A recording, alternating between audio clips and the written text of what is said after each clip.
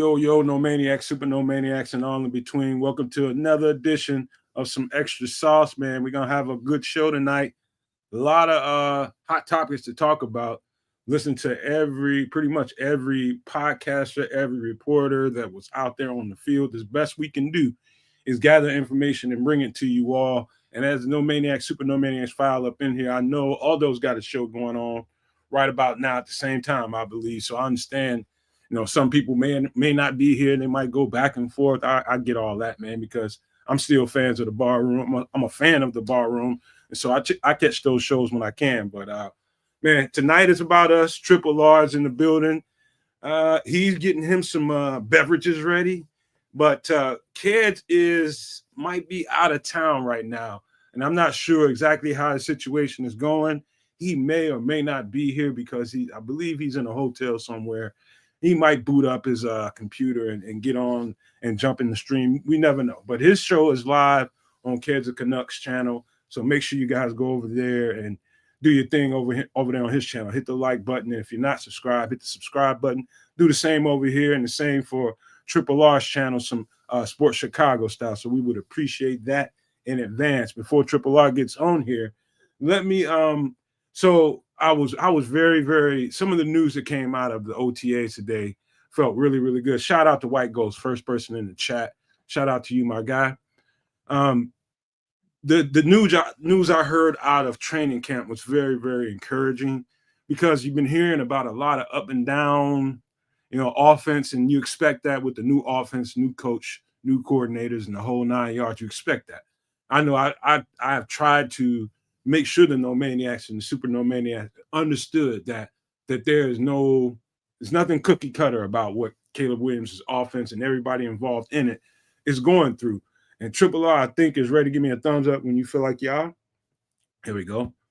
And my guy Triple R. But I was telling no maniacs, super no maniacs that there's no cookie cutter solution to a new coach and a new offense. And you've heard struggles throughout, OTAs. This is the second OTAs and the first mandatory OTA. So, it was encouraging hearing some of that stuff come out of there. But I got hella details about all the news that I heard coming out of it. And I can't wait to talk about it. So before we get into all of that, Triple R, you want to tell everybody how you doing, man? I'm finna alley-oop through the rock. What you going to do with it? I'm going to do a nice, easy, just finger roll lay. You know what I mean? Okay. I'm not going to slam it home. It's early. But yeah, big up to all. Excuse me. I'm just poured a fresh beverage. Nice ice cold beer, a few olives, a little olive juice. It's beautiful. Ooh, I never tried that. Yeah, that's a Minnesota thing. When they get on they snow machines, snowmobiles, and they do bar crawls, except it's like bar snow machines. And so they go from one bar to the other, turning up. And this is one of their drinks that they be having. And so, yeah. You ever been up there doing that? Because I heard FFG is from Minnesota. He tells me a few stories from there. You ever been there and done that? I have been to Minnesota. I have not done the sport snow machine bar crawl. And the one thing I will say about Minnesota is, like, notice things culturally when you go different places. A lot of indigenous Americans. I love it. I wonder, hey, you know what? I wonder, do the police roll up on cats and pull them over because they drunk driving on a snowmobile? Well, I'm sure that is a thing, but there are so many trails and backwood places that it's kind of accepted. And it seems to me that the people that I've met that have done that are not overindulgent like your typical American. And so they realize that they are drinking and operating a motorized vehicle. So they do stay within, limits and control of themselves. Because people will die on those things, I mean, that's just what it is. But yeah, big up to all FFG and all the purple heads up there. Prince, one of my favorites, rest in peace. But yeah, Sports Chicago style. I heard No Maniac mention that, as that is my channel. Then also Keds, the Canuck, show his channel some love. And as I am I guess, taking the vice presidency role here.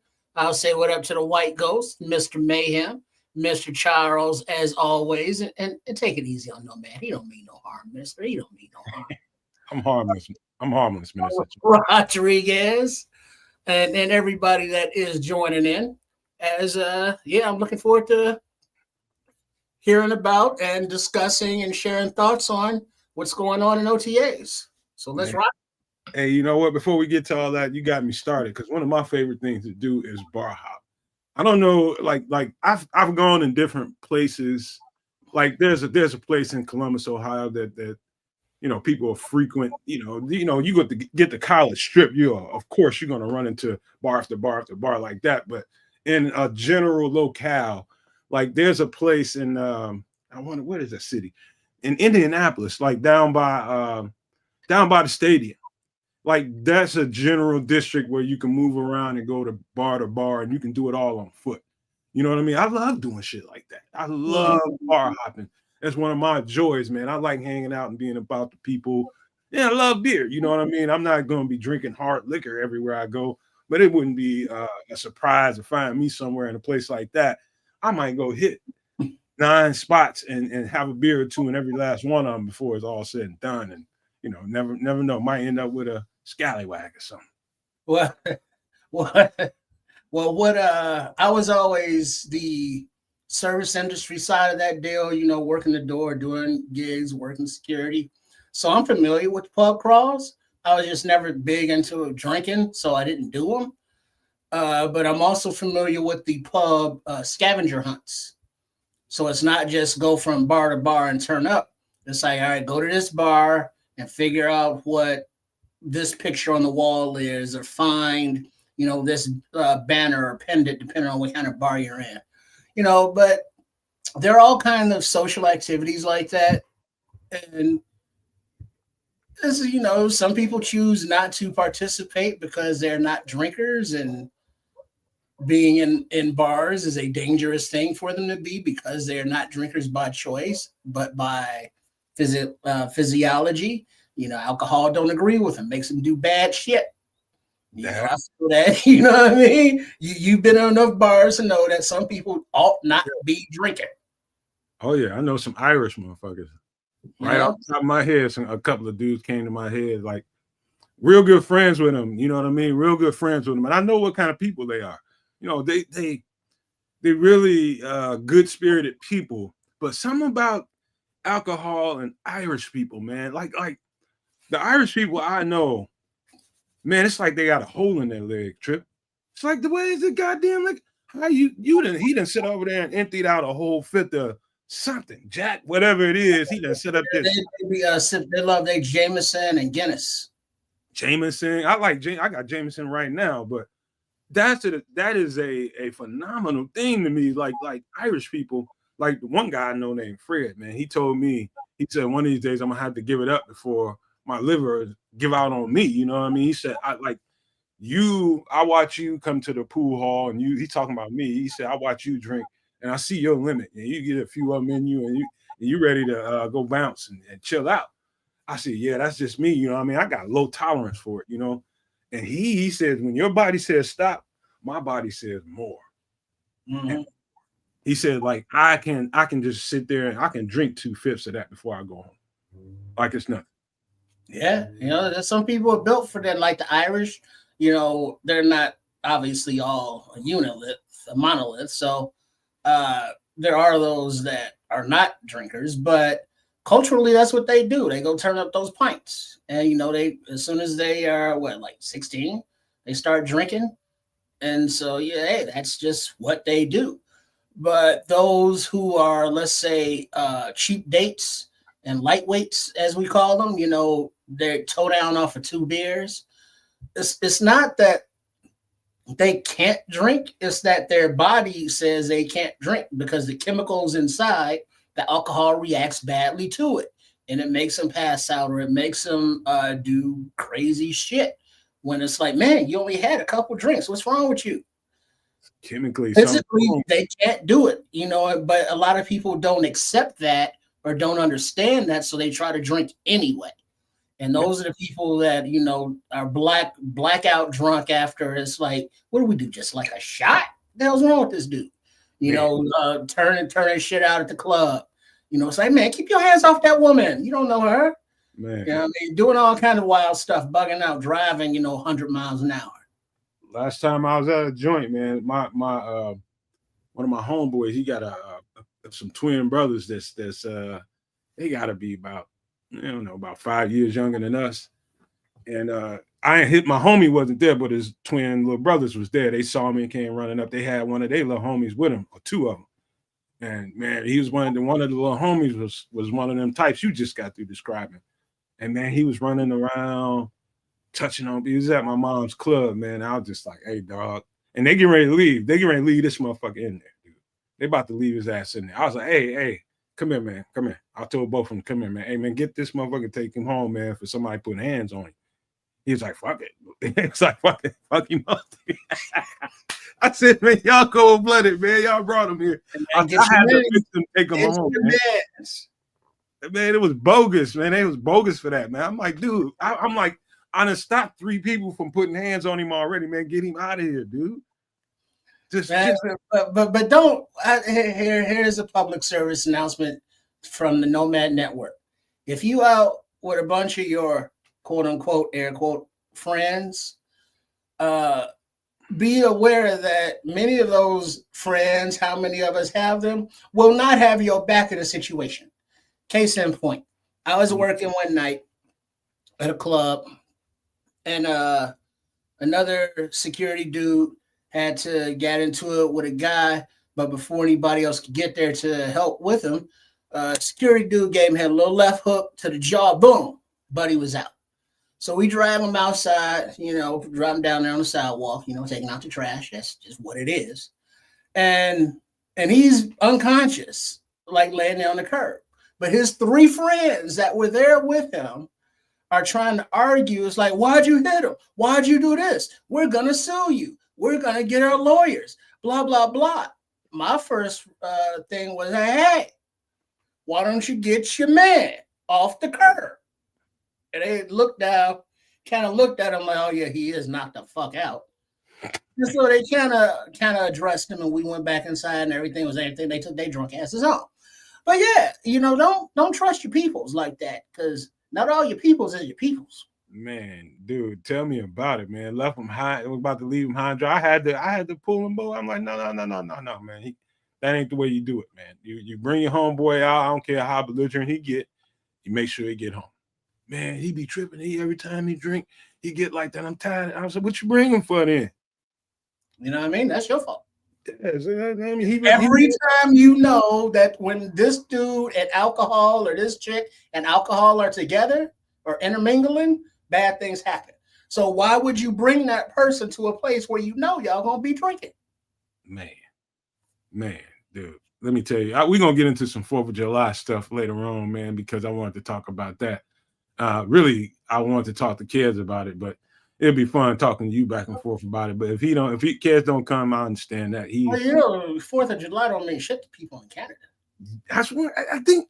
I felt like we asked him that. One of us asked him that before. Did one of us? It may have, but he was like, 4th of July, what's that? It's Independence Day for the United States of America. Canada ain't. When is Canadian Independence Day? Right. And I think they got something comparable to it. I think we did say something to him about our Aston. Not Boxing Day. Yeah. But that's motherfuckers all around my neighborhood, they already starting. You know what I mean? So it's a whole disposable income just to light shit off. Man, carrying on, bro. Trust me when I tell you, it's light work right now, but boy, it's just going to intensify. Knocking on wood right now, because I don't want to be bothered with that shit this year. Oh yeah, and then like after the 4th, those post-holiday sales, where everything is half off, 3/4 off. Yeah. And so that week after the holiday, people still blowing shit up. I don't know when you used to get them joints. Where you go to Indiana? Yeah, because being in Illinois, they're not legal. But you go right across the border in Indiana, and they got stands along the highway being like, hey, you Illinois bastards, You know it's illegal over there, but it's legal here. Come on here and get some. Comes to top. We got sales. We got all kind of good stuff up in here. And Hey, there's like stand after stand after stand on both sides of the highways. Now it's like that with dispensaries. there's a joint I used to, man. Me and my cousin still, I ain't done it in years, but my cousin still do In it. Michigan. I took him up to down to Tennessee.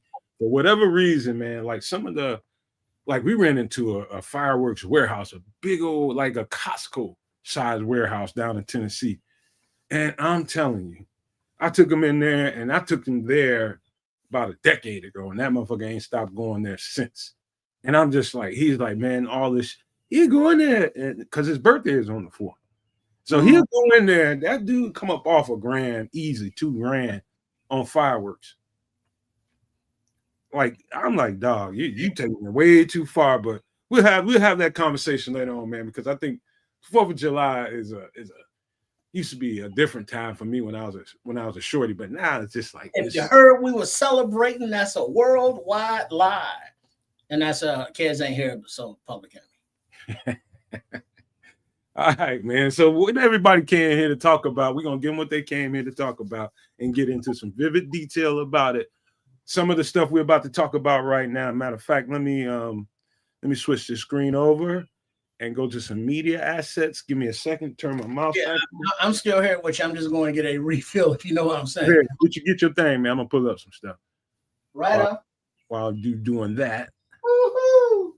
Let me go to, and the hot story everybody wants to talk about is, when I find him, is this guy.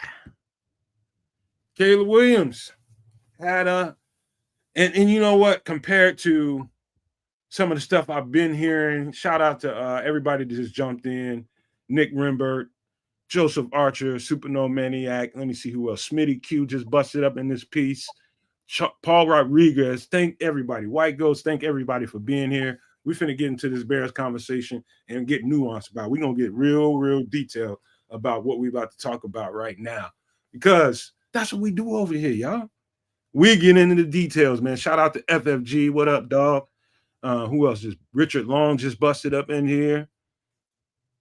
So one of the things that I've been hammering this over and over and over on different shows. I mean, seems like every time I do shorts and start breaking those shorts down, this conversation is in every show.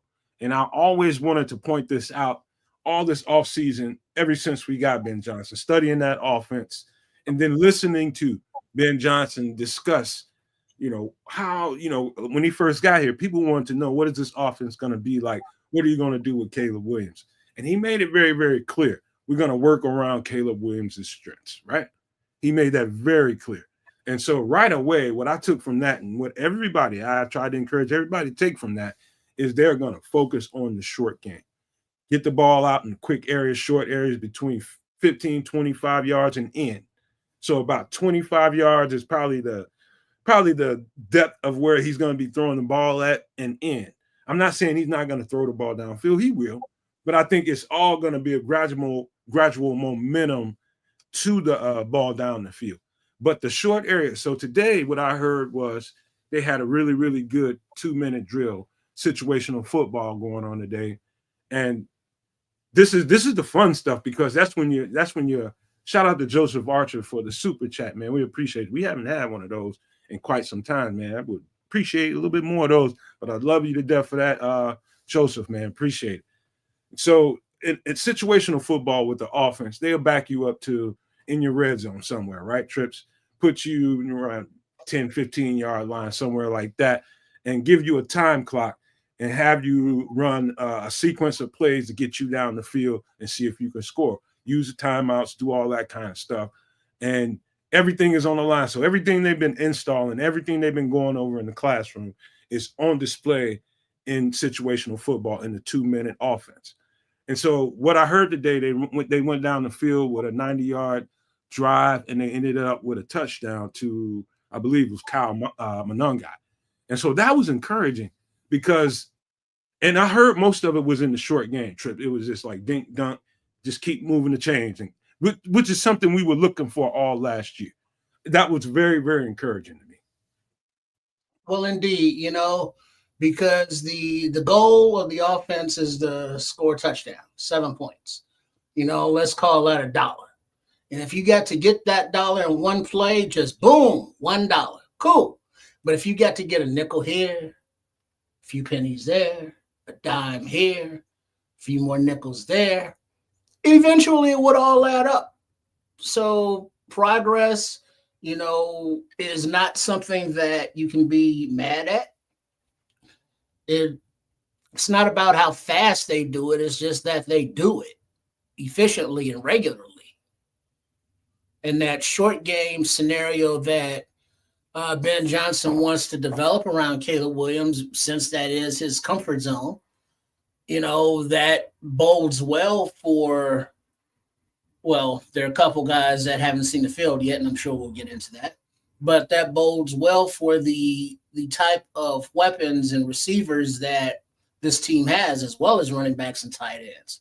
So we are in a position that the players are in a position to succeed, I should say better, more so than they have been in previous regimes. And so now it's time to put it all together. Yeah. This Paul Rodriguez's comment, and I'm a lot like Paul. He says, personally, it's hard for me to get excited into training camp. Need pads on. Real football. Many camps favor the offense, and I like hearing Ben Johnson is getting these players in line. I love all of that. But yeah, you're right, Paul. It's very I don't get very, very excited about it either. Matter of fact, I don't want to put anybody down, and I'm not going to. But I don't know who called who, but we was talking to one of my teammates, and he was talking about, man, he's like, man, do you realize that people got paid to go watch practice?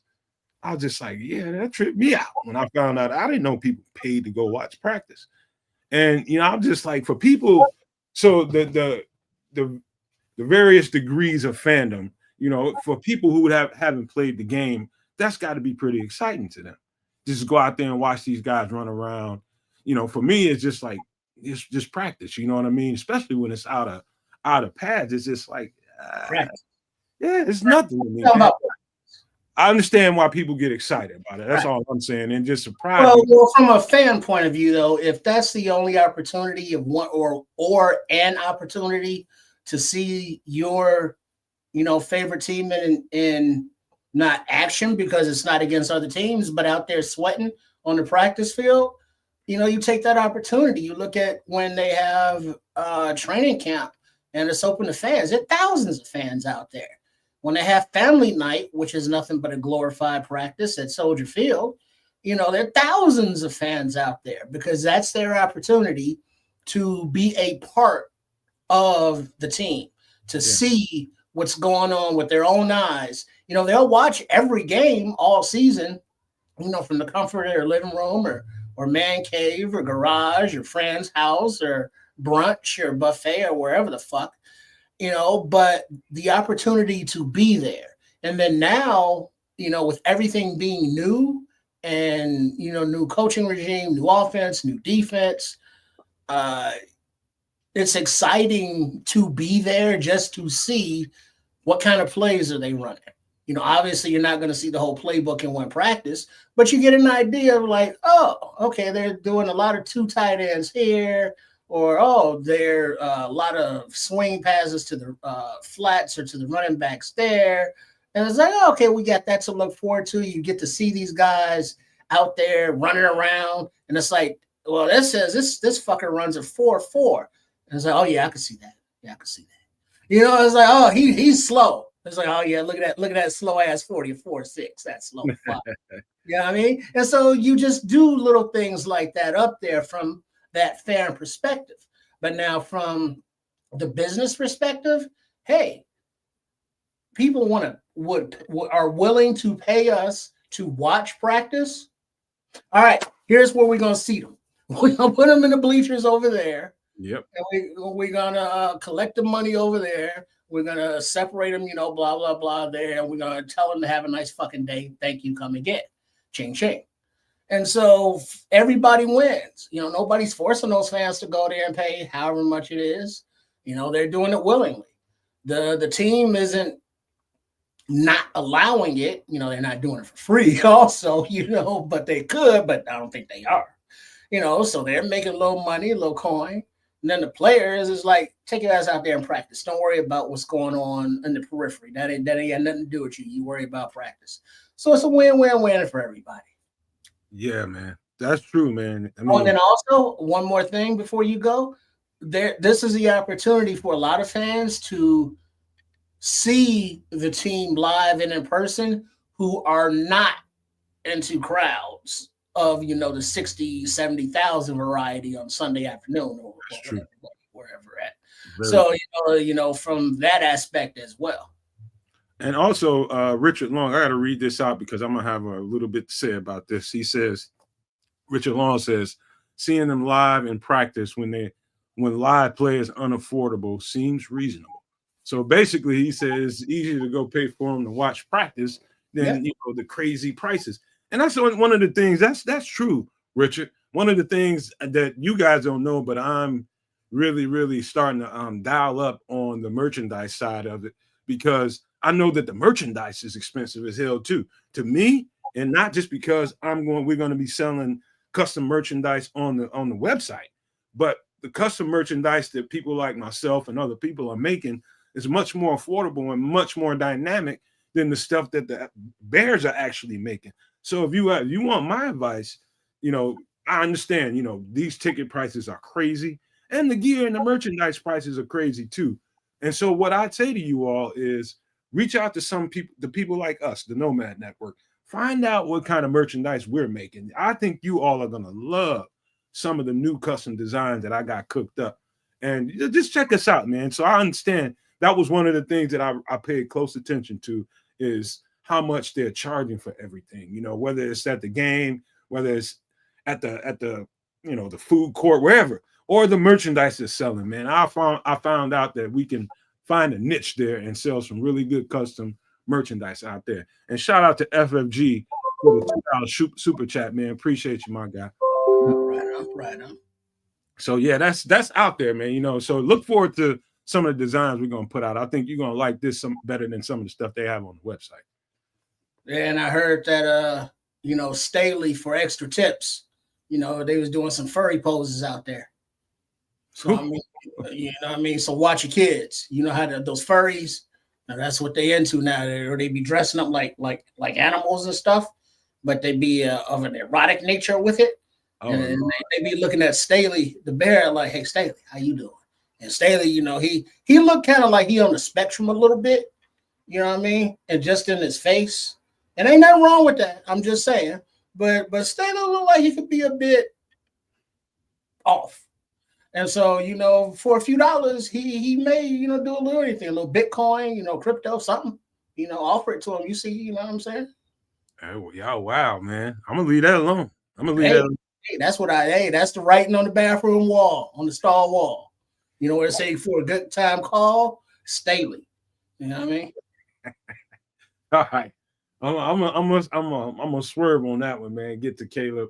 One of the things that I've been really, really, and I haven't heard anything to this fact that him changing his footwork that might slow down his progression.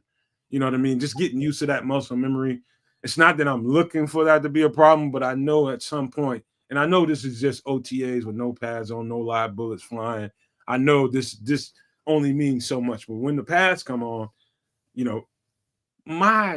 some of the things I heard about Caleb Williams today was very, very encouraging. Triple, I ain't kidding you, man. I'm talking about some of his dialogue on the sidelines, talking to his teammates, being a leader on the sidelines, and just encouraging everybody and trying to bring people along with him. That's the kind of shit you want to hear, Trip. That's the kind of stuff you want to hear. It's no surprise to me how this offense is structured to this graphics point. That was easy to detect.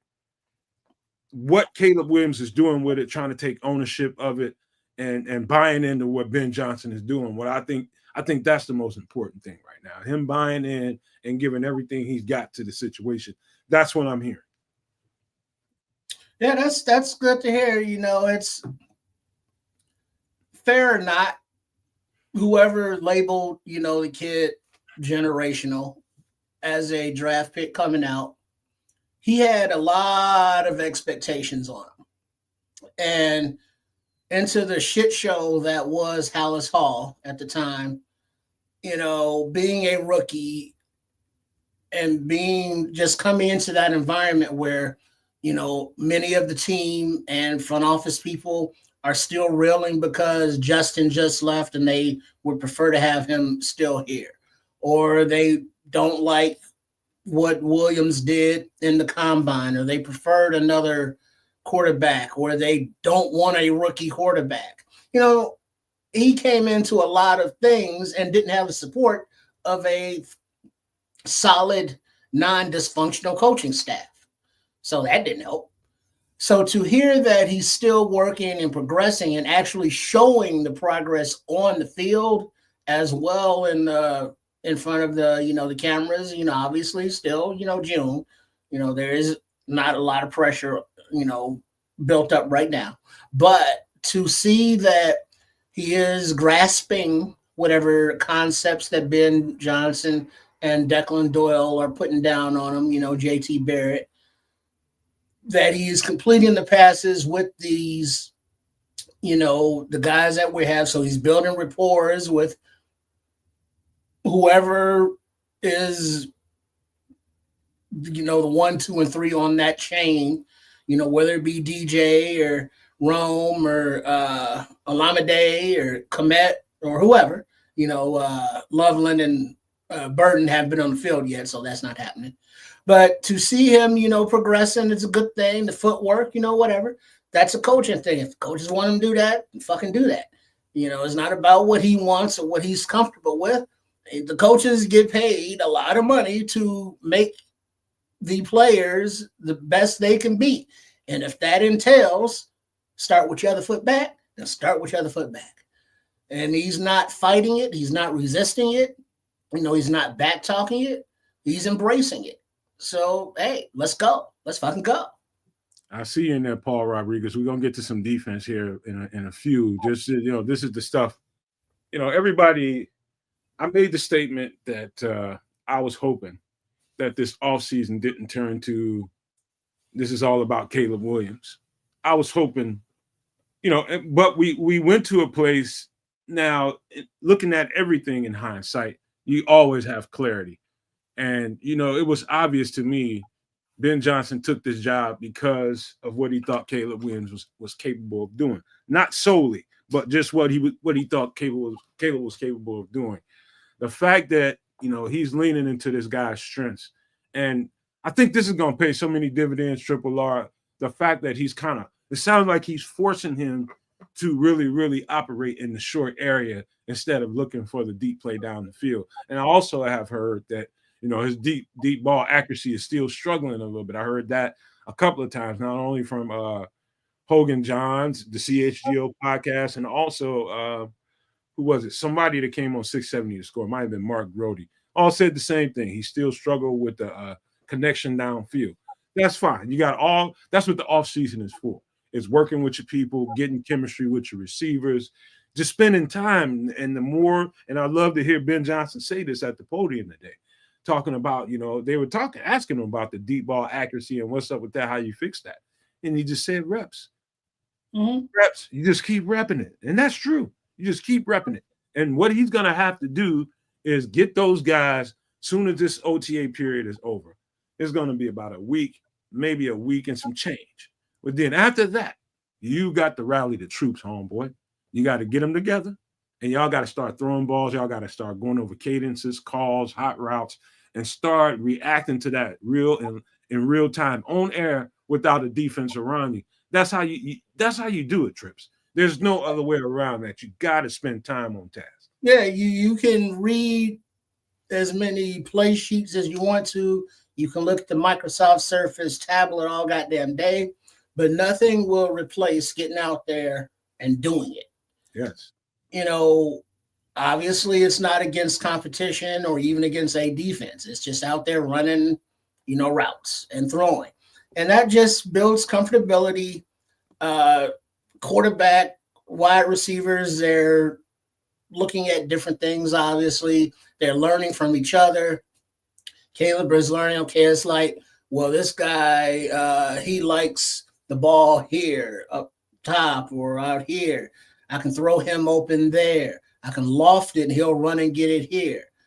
So they're learning those little nuances as well as just the chemistry of looking at each other and those hot routes, those checks, the developing those hand signals or the looks or the eye movements that will come into play and develop as the season and seasons go on. Right now, as far as the short game development that Ben Johnson is implementing in OTAs, there's nothing wrong with that because, you're going to have a short game, you're going to have a medium game, you're going to have a long game.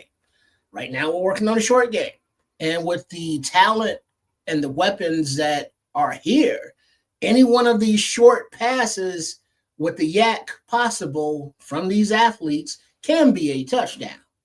So don't sleep on the short passes and the short game and getting players open within that small window. And so developing that consistency, just running the short game, everything under 20 yards, under 15 yards. You throw something over 15 yards, automatic incompletion. So you have to work within this zone.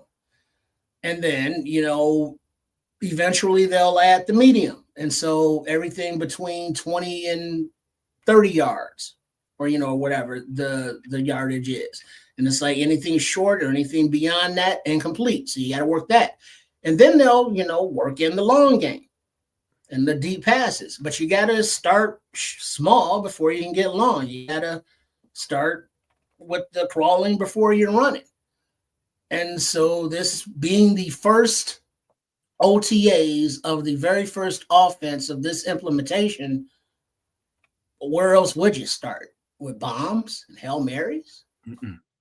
It's the idea of what Ben Johnson likes to do is to beat you to death in the short area, whether it's running the ball, whether it's the short passing game, beat you to death in the short area, suck you in, and then later on take advantage of you because you're struggling and you're in that battle, in that war to try to stop them from, taking advantage of you running the ball and throwing the ball in short areas and getting just dinking and dunking you to death. And all the time he's preparing that deep play. It might come from a double reverse. It might come from a double reverse to a damn lineman like he had Penei Sewell throwing the ball. You know what I mean? Remember that during the game? He had Penei Sewell throwing and stuff like that. All of that running the ball and working you in the short area sets you up so that the safety start to bite, the corners start to bite, and you can take advantage and have open shots downfield. It all works together. Football is not complicated in that regard. It's about the schematics, the rhythm, and the timing of your calls. And I love the fact that he's working, that, like you said, that catch and run aspect of what you have in this offense with these athletes that we have, these different players. Talking about DJ, you're talking about, Colson Loveland, you're talking about Luther Burden, all these different guys that can catch the ball in the short area and burn you. DeAndre Swift, all these guys will burn you. They'll take it 60, 70 yards on you. You know what I mean? So that's why you play to your strengths. You identify that this is what my guys do well. This is what I want my offense to be because these guys do this well. Okay, it's got a quick release, and we need to take advantage of that. Get the ball in these guys' hands and let them kick up some dirt. That's the idea, right? And play some hella defense. Yeah, that's why you get the athletes to put around the quarterback. That's why you get the offensive line to protect for the quarterback, to give him time to get the ball to the athletes. And if you can get the ball to the athletes in, 5 to 20 yards, that does not take long for the route to develop. And so that makes it a lot easier to pass block because you don't have to do it for a long time. That gets the ball out of the quarterback's hands to lessen the potential of sacks.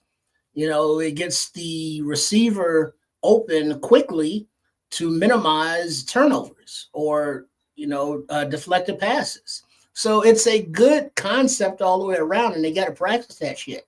And if, Ben Johnson has to be a hard ass about it, then that's who he is. Okay. Because remember, he's a first-time head coach right now. So he has the whole team to be responsible for, not just the offense of what he's used to. So, you know, seeing how he interacts with the entire team, not just the offense, is a learning process for him as well. I'm loving it, and his philosophy is starting to leak out a little bit, and more every day, man. I'm starting to really. I felt like I had a good beat on what he had in mind for Caleb, and what he had in mind for this offense. It's not going to look very different than it did in Detroit. He'll add some wrinkles and bells and whistles to it, but the fact that Caleb has this quick release, and we have all these catch and run type athletes that can really, really do damage to you. All they have to do is get their hands on the ball, and the philosophy of no block, no rock comes into play here, because if everybody executes their assignment, whoever touches the ball can hit their head on the goalpost if everybody blocks it up. And so the buy-in to that aspect of it, I'm telling you, man, it's not going to be enough time in the offseason to get the Bears offensively where we want them to be. I'm just telling you that flat out right now. It's going to be up and it's going to be down in the first several games. And what I mean by several, you give it to the bye. And then they'll start figuring out exactly who they are and what they're capable of doing with the talent that they have. And they'll make adjustments. And then you'll see who the Bears are. And then, somewhere around mid-season, I think you'll start seeing who the Chicago Bears really are offensively. Oh yeah, on it. That's what I think is going to happen. Yeah, because it will take time. There will be mistakes. There will be growing pains, but the bye comes at week 5, so that gives them time to self scout and go on from there. Whereas we really will see the development with offense and defense will be year 2, where now you have a foundation of players who've been within the system for a season now under live reps, during game time, seeing different defenses, different offensive, depending on the side of the ball, and adjustments. And so going into year 2, they have that foundation they can build on from there. So right now it's still a learning process for everybody on both sides of the ball, coaching staff included. Yeah, I think. Let me get this off the screen. I'll talk about this. Wait, the Canuck is coming. I don't think we need to hear that. Canuck couldn't stay away. He said the Canuck. Hey, just keep something. Go ahead and finish that. Then all right, Kayla, we're gonna leave you alone till you get in here, man. We're gonna pick on you when you get here. But let me take this down, talking about in general. Out today, Triple R, I was watching. I happen to be watching the presser, and you watch the live chat, and I see everybody in there, man. I see everybody from Swift. I see people in the chat right now that was there, and people. I remember one time somebody asked me, "How come you never do this?" I was just like, man, that chat is way too immature for me, man. It was way too. It gets foul. I know people gather there, and Bears fans gather there, but it gets very, very juvenile, and I don't know, man. It's just bad energy, man. People get to calling names. I ain't with all that, man. And anyway, what I was trying to get at is I can see the joy, I can see the excitement, but I can also see the sensitivity to the things that have happened in these past few years, in these past several years. I say about a handful of years, 6, 7 years or so. It's happened to the Bears. And we get excited every single year about what we hope this is going to be. And then seems like we get to that point and just kind of overextend ourselves and get disappointed. And we become sensitive. We become sensitive because, we love this team so much. And we put on so hard for certain things to happen or certain players that when things don't work out, it's like, man, I mean, like, I don't know if you see it that way, Triple R, but I just hope, I think this thing is going to go very well, but how fast it goes very well is what I'm trying to get at. What I'm trying to tell people is don't expect it to be gangbusters right away. In fact, I'll tell you another thing, and we don't have the defense up yet, but we're going to talk about this real quick. I think And you guys remember I told you this. You won't hear this nowhere else. I think the defense will struggle early. And I'm talking about early in the season. And I'll tell you why. It's because we have a brand new offense and they're not getting the best looks in the world versus a very oiled offense. Let's just say think about an oiled offense in the NFL right now. When you think about an oiled offense, first thing comes to my mind is Rams with Matthew Stafford or somebody like that, right? Very oiled offense. Every single practice, they're gonna take the defense to task, right? Because you got an all-star throwing the football and you got all-star pieces around them. We have all-star pieces, but we don't have the symmetry. Therefore, the defense is going to struggle a little bit when the season starts because they haven't been getting the best looks. Well, look at this analogy, Matt. Professional offenses, like the Rams that have been together, that are very efficient at what they do.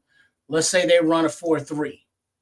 Even though we have the talent to match up on our defense, because it's a brand new defense, they're running like a 4-8.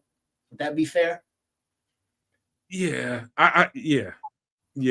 So they're just that far behind or whatever the numbers are, because there's more thinking going on than reacting and playing. There's more is like, where am I supposed to be? Is he supposed to be there? They're going to be run gashes given up by this defense because of the style of play with everybody up on the line responsible for a gap. One dude missed his responsibility, missed that gap.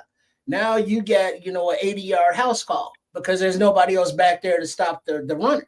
So, that's to kind of be expected in growing pains on this defense. Well, it's a little bit more than that. Probably. All right. So imagine this, Triple R. We're coaching the defense, right? Me, you, and kids. And shout out to the Canuck that just busted up in this piece from wherever land. But listen to what I'm saying. You got a brand new offense, and the defense is trying to get really, really good reps. They're trying to get themselves ready for the regular season when they're going to face some stellar offenses like whoever. You're not going to get the best looks from the offense because it's going to be a whole lot of whistle blowing, get back to the huddle. And then on top of that, they're not clicking like they're supposed to. And so you're not getting the best practice reps that you can get. So therefore, by the time we're going to run into a Minnesota on the first game, and they have a pretty oiled offense, right? And so they know exactly what they're trying to get, and it's oiled and it's refined versus what they're seeing in practice at home. And so the regular season, it's going to be a game or two before they get their sea legs, because you're dealing with rickety in practice, and you're dealing with oiled up, ready to go in the real games. You get what I mean now? Oh, what's going on, kids? Where you at? I'm in BF, Ontario, man. That's where I'm at. You can figure out what the B and the F stand for. But I'm out there. I'm doing it. We doing it. See, like in America, that stands for bumfuck. Yeah, that's basically what I'm trying to say. Yeah, that's those are the B and the Fs. You got company around you, or you in there by yourself? I'm by myself, man. Just me. All right. I don't want to say the wrong thing and get you in trouble, man. No. You in a hotel and BFE someplace all by yourself. I'm sure you got the residue of some freshly churned Canuck butter on the TV remote control. Wow, you went right there with this conversation. It is extra sauce, so maybe there's some extra sauce around. You got a little extra of that Canuck sauce. Maybe there's some extra Canuck sauce. You get no consideration for the people behind you. You better hope that maid cleans it off, or they better. Hey, man, I just tip her well, man. Tip her well. Nice. George Costanza. Say what? You tip maids? Hey, man, it depends what kind of tip we're talking about. Or what kind of maid? Just the tip, baby. Just the tip. Just the tip. Again, all things I've learned from George Costanza. God love that, man. So what's been up, man? You want to shout out everybody, or you want to just What's going on with you right now? Hey man, everything's good, man. I just slid up in here. I'm in southwestern Ontario, just doing some things and visiting some folks. I bumped into some Lions fans, and we had it out at the pub. It was awesome. But we had a real good conversation, and as per normal, the conversation just went FGB. That was really the conversation. Nice. You know what I'm saying? So we can all agree on that. Well, everyone can agree. We're like, might as well bring Minnesota in as well. We can all agree FGB. And in that respect, there was always respect and love and conversation. We had a great conversation. We talked about Ben, and we talked about Aaron Glenn, where Aaron Glenn is going with the Jets with Justin. And it was we chopped it up real good, man. Real good. Nice. But, you probably can see the check. You rolling a little nut juice. You can't see the check, can you? So I can't what? You can't see the chat, can you? Actually, I can now that you're saying it. I can. Kid's broadcasting from his in-laws' basement. Who am I? FFG? Is that the best part? Is it's FFG's comment. Like that's the best part.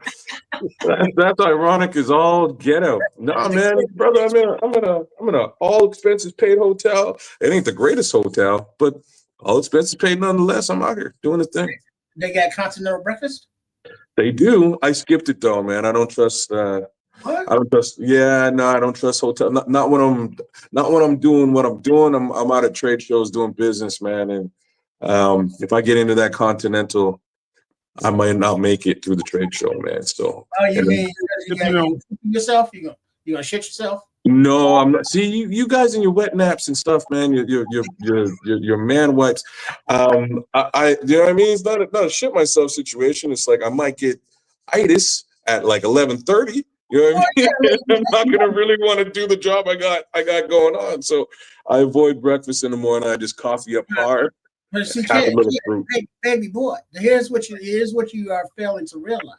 To Mm. make sure that your body and brain are in tip-top functional condition, you need to not only hydrate but feed your body in the morning. And especially on the road when they got like those waffles and shit. You know what I'm saying? You get some of those waffle, they get a waffle. Oh, man, you wrong, bro. At 11:30 a.m., I'll be sleeping in a corner. Well, I mean, that's normal for those seminars, those conferences, because they be boring as shit. Everybody nods off. You know, that's This is what I'm trying to say. It's absolutely normal, but it ain't gonna be normal when my boss hollers at me. And he's like, "Hey, dude, you sleeping? What's going on?" Well, he ain't there. Ain't no when somebody can rat you out like that. They don't know. Hey, man, I don't trust these MFs, man. I don't trust nobody no more. Not in business. Business is a strange dealing. I did. Let me tell you my ratchet ass life. In my life, man, I did a lot of hotel, paid for hotels and shit. Now, that's some pretty good ones. That's some pretty low ones too. Like my low end hotel continental breakfast is a goddamn muffin in a plastic bag in a little piece of plastic, and a cup of yogurt or something, and maybe some free coffee or something. And you might have to make that shit. And then the high end best, I can say the best I ever seen for me. It was hot scrambled eggs, hot bacon, hot sausage, hot everything, fresh cold fruit sitting out there. That was the high end shit. I don't know what continental breakfast you ever seen. They got all that. They got all that in the morning. I walked right past it, grabbed myself a coffee, grabbed some fruit, and I was out. Like that was all I was trying to really get into because I knew I was going to be standing on my feet for the next 8 hours. And you doing your keto thing, don't you need to like load up on like bacon and proteins and shit in the morning? No, not necessarily in the morning. It works. I know you a baller and everything. You probably got an expense report account for your job, but you can't afford convention center food. You know what I mean? I do. But the fact is, I do a little bit of intermittent fast during the day, man. So I fast intermittent till about 2:00. That's what I do. Then I hit it hard from 2:00 to have a hard lunch at 2:00, and then hit it again before 8 p.m. And that's basically my eating cycle. Yeah. Now you can eat that 2:00 during your conference schedule and all that.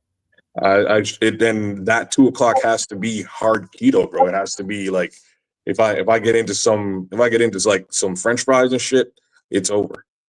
I'm done. So, like I say, had a burger today, bunless burger, no, basically just 2 patties, some cheese, and some mayonnaise, and that was my lunch. Hey, before we get carried away, let me shout out Samuel. I called him. I texted him today to try to see if he can fill in for you today. But Mhm. so you guys already know, man. You guys know. I don't know if the No Maniacs remember, but I had a bad sciatica nerve issue in my back, and I struggled. I remember doing some shows a couple of times through that pain. I remember one day Chris laughed at me, and I got mad as shit at him, man, because he didn't realize. Well, see, What? Now you ain't finished. Let me tell you what Samuel got going on. He's hurting, man. The Oh guy no. hurt, and he's. I know Samuel's probably laying down listening, watching this. He's probably falling asleep off of medication. But man, once you got that going on, man, you got to change some things about your way of life, your diet, and your exercise habits. Or that shit will haunt the dog. I mean, it's some of the worst pain you can imagine. yeah, Mhm. because it goes all the way down your leg, right? Man, dude, you can't even. I would have never been able to describe that. Imagine that unless I'd have won through. Somebody would have been explaining it to me before I had gone through it. I'd been like, man, that's crazy. How's it going from your back all the way down to your leg? Yep. No, I've had that too, man. That's not fun at all. Nerve endings. Yeah. Nerves. Dog, it was so bad, man. It I was had to so get I had to get one of them rollers, you know what I mean? Them I don't know, a big Like foam, big, noodles. yeah, you know what I mean, but like a big foam one, Right. and like lean back over top and flip my legs up to stretch the back, and I had to watch TV like that upside down for like a solid 8 hours, and then did it again the next day. It was the most annoying thing, but after 2 days of like counterbalance stretching it, oh, there's Sam right there. yeah. That was Oh, Samuel. every day I love, I woke up and just started listening. If you're taking like Oxy or any of those like addictive kind of No. Hey, nerve things, that ain't good. I hope not. Cause don't if you got that shit, Samuel, throw that shit down the toilet and get that goodies back and body. You don't want to get started on them shits. Muscle relaxers and all that. He said, fuck you, Trey. Oh, you know you love me. That's too funny, man. Shout out to Big Sam out there. Like, if you got it, try. Like, all I can say is try and counterbalance, man. It's the only thing you can do outside of like good drugs, man. You know what I mean? Like, it's painful as shit. It is super painful, man. But I counterbalanced it and eventually went away, and I was all right. I don't know how. No, man. How'd you get over the sciatica? Time, Well, no, time and goodies. goodies. Oh, like THC goodies. No. Goodies back and body. It's goodies powder, and you just get the back and body form. So anybody that's dealing with any kind of those kind of issues like that, it's good to have the narcotics if it gets really, really, really bad, like muscle relaxers. Keep that shit in your way in the back of your goddamn medicine cabinet. Don't reach for that shit first. Go and get the goodies. And I had to decide that I wasn't gonna take none of that shit. My And mother, Smitty Q, you damn straight. I fasted between 5-star meals. You should see what I'm eating out here on the company. There's some good ass food though, man. When now you take that shit with a shot of whiskey. Hey, You know, you gotta wash it down somehow. With Glenfiddich, you gotta wash it down. what you talking about, FFG? What you mean by the crown situation on the channel? I don't know what that means. well, I saw on some channels like in the chat they have like little crowns by their name. Oh, so there's some new. Probably a Okay, new feature. so I can explain it a little bit, but I haven't really figured it all out. So there's some besides good dry. Yeah, I'm telling you, bro. There's like some leaderboard stuff going on in the chat. I can't see it right now because of where I'm at, but there's a leaderboard. So whoever's got the crown is more or less the one who's been the most active in the chat. And as you'll see, there's like a 1, 2, 3, etc. That just goes to show who's the most active homie out there. So again, shout out to all the No Maniacs out there being in there and active and interactive with the chat. You know what it is. I'll figure it out, man. I haven't. I've been so busy doing other stuff. They got new features in StreamYard and on YouTube that I ain't even reached and tried to see what it is yet. But I will. Shout out to you for that, bro. I'll check it out.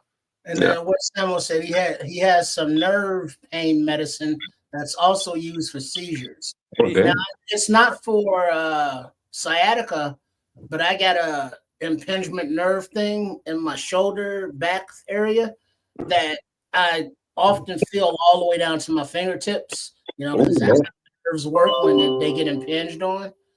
And I take gabapentin. And I'm supposed to take like 3 a day. I take like 1. Because anytime you're using drugs, introducing into your body, you don't want to take too much of them shits. Yeah, so it's like, you all you can do is basically reduce the cause of the inflammation for those nerves. Mm-hmm. And if you have to do that medically, okay. If you have to, take off a few pounds, that's what it is. That helps too. In Lethal Weapon, when Murtaugh, he had sciatica. You know what I mean?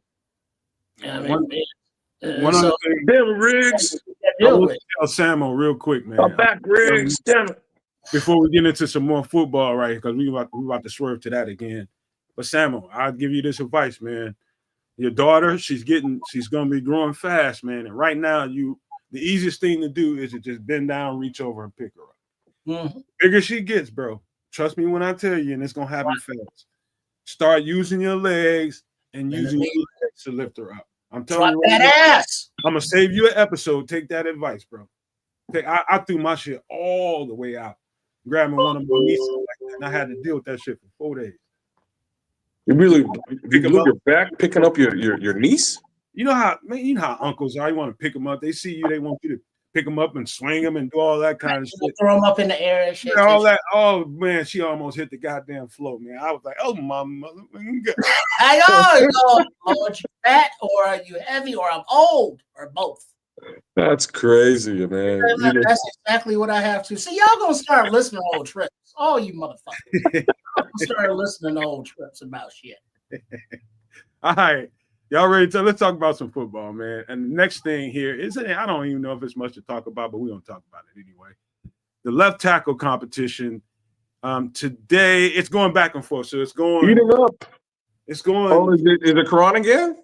Yeah, today it was Quran, man. And they did that 90-yard drive, from their own 10 and got in the end zone off of Quran and whoever else is on the line. So it's heating up, man. And the more and more every time I see Ben Johnson come to the podium, somebody is asking him the question, hey, how's this thing going? Who's getting the lead? And what are we gonna do here? And one of the things he said was, we're looking for the best pass protector consistently. And one of the things I can say firmly and cleanly about both of these two guys, and Karan Amagaji, I hope everybody can flush what they saw, the minimal stuff that they saw with Karan Amagaji, and just go back to the tape that you saw at Yale and see what kind of pass protection skills he has. And I think you'd be impressed. More recently, Ozzie Trapillo, it's almost flawless when you watch him play. Pass protection is almost flawless. But I love the idea that every time they go out there and practice, it'll be Ozzie tomorrow taking reps with the ones. But you got to love this, man. I'm feeling like we're where we need to be on the offensive line for the first time in a good minute. Man. And I think it's largely due to this guy here we just drafted and the guy we just drafted last year. Go ahead, kid. You back. Go ahead. Take second base. All right, right on. I'm up to bat. Look, it's competition, y'all. And that's exactly what this is. He needs to do this. He needs to do it for the next couple of months. I'm being dead serious about this because this is how you get the best out of both of these guys. Who wants this job more, right? Does Karan want the job more? Does Ozzie want the job more? Only one way to find out. Put them in a real competition against each other on a weekly, if not a practice basis, and see what shakes out. I love this. Ben Johnson's a genius. Just saying. Yeah, I like the fact that there is the competition going on. The job isn't just handed to anyone. And from reading between the lines, they are really liking Ozzie with the ones, whereas Amagaji's still battling, and it's not over. But let's just hypothetically play it out that Ozzy impresses enough to start. Amagaji's not a wasted guy. Now you get a backup, left tackle. You got a backup, possibly swing tackle. Braxton Jones is not in this picture. He's not in the discussion because you can't make the club from the tub, of which he is still in. So, as these Amagaji and Ozzy battle for it, Ozzy sounds like he may have a slight lead right now. There are no pads on, but we shall see. But just looking at the body structure, looking at the college tape, Ozzy's a better pass blocker than Braxton. I mean, that shouldn't even be a question to anybody, is it? No, not to me. I mean, if Braxton had the body type of Ozzy Trapillo, he'd be as good, but he doesn't have the body structure to be able to anchor like Ozzy Trapillo does. Ozzy Trapillo has the body structure, lower body structure, to be able to sit down and anchor on those pass protection reps. And Braxton Jones doesn't. That we'll get into that conversation, but this back and forth between these two guys, I don't want to shortchange Kieran Amagaji because I don't think he's going to be shortchanged. I think whatever happens out of this means that one of these guys is likely to be getting guard reps after this, and that's not the worst thing in the world. Just because you don't win the number one starting left tackle role don't mean you won't be part of whatever's going on out here. Mm-hmm. So I wish them both well, man, because I think both of them are highly capable of getting it done. I just want to see. My biggest thing with Ozzy Trapillo is to see how he responds to the different pass rushers that we have out here. This level of pass rushers is different than what he saw when he was in college on a consistent basis. He might have saw a good pass rusher once every 3 weeks in college, a really good pass rusher once every 3 weeks, an NFL type pass rusher once every 3 weeks. Let's see how he holds up against Montez Sweat on a regular basis. I just want to see what happens when that happens. Pat's got to come too. That's interesting. Yeah, man. He's got to line up against Montez Sweats of the world, the Austin Bookers of the world, the Deo Dangbos of the world, and really get tested, be tested. But that goes for both of them. They both need to see that competition and start to excel in those respects. So I'm excited, man. I'm excited about what this is going to show us at the end of the day. I'm pretty sure it's going to show us that Ozzy Trapillo is a guy, and that's perfect. That's exactly what I want to show us. But at the same time, we want to get something out of Karan. Let's build Karan up into something. Let's develop him for something, even if it's just that swing tackle role. There's nothing wrong with it because these big guys do tend to get hurt once or twice a season. Speaking of hurt big guys, that's how we got in this situation in the first place, right? So there we are. Also, Trip, before you go, another thing should be considered is you can't brush past this. There's no getting around this whatsoever. They just drafted this guy in the second round. And so you draft a guy in the second round, an offensive. I mean, he was drafted in the second round, right? Yeah.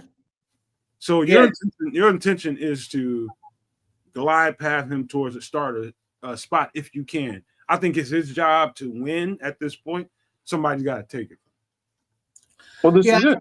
I hate the thought, though, that just because you were drafted high means you are supposed to be given a spot. I get the concept to say, well, you're a high draft pick. You're supposed to come in and start at whatever position you're at. But if Amagaji, who was a third round pick, coming in injured, is able to beat out a second round pick, that is not a horrible thing. If Braxton Jones was to come back and beat them both out, it would be like, holy shit, where'd that come from? I don't see that happening. But, a second round pick fighting out, a third round pick fighting it out is one thing. But let's say a UDFA comes in and beats them both out. That's not the norm. But let the best player play, whoever position they were drafted in, whatever round, wherever they came from, just let the best players play. And it seems like that's what this staff is trying to do. Hey, Trips. All right, this would be probably the best example of what I'm trying to say here, and that is when Tevin Jenkins was drafted to be a left tackle over here in Chicago, and the regime change came. Same thing just happened here.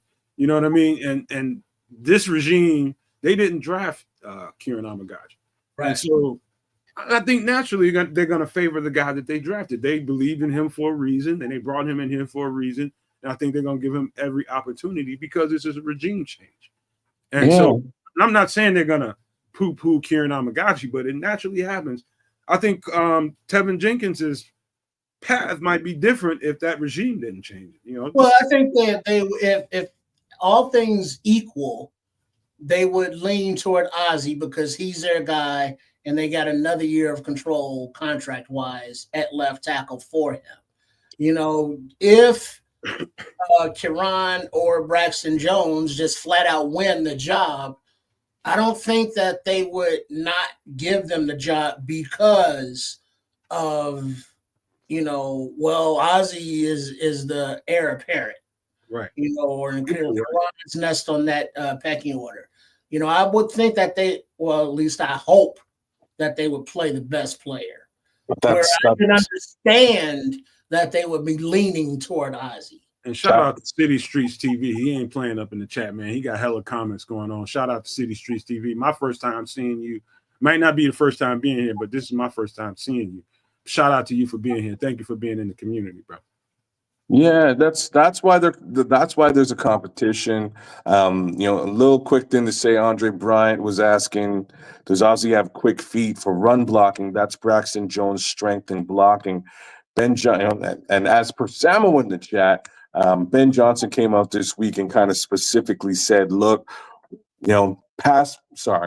run blocking is nice to have. It's a nice to have for us. He's looking for the best pass blocker on the left side. That's what he's looking for out of his left tackle.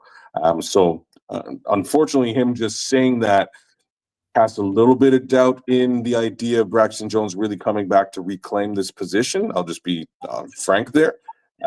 It does sound like it's one of these two guys, and I'm going to have to say, just by draft selection alone, Ozzy's going to be in the pole position. But you want this level of competition between the second-round pick of this year and the third-round pick of last year, just so you can push these guys and develop both of them more quickly. Gotta love it. Yeah. And so let's get to the next. This is the next gradual part of the conversation because we need to talk about it. And I don't know, kids, did you see I don't know if you've seen your short out there today. I put a short out on you, and you had a really hot take on Braxton. Was I talking about little people? Not this time. Not this time. You have talked about little people, but I did not put that out. Okay, but, all right. So Braxton Jones, you had a hot take. You said something about you predicted what's going to happen with Braxton Jones.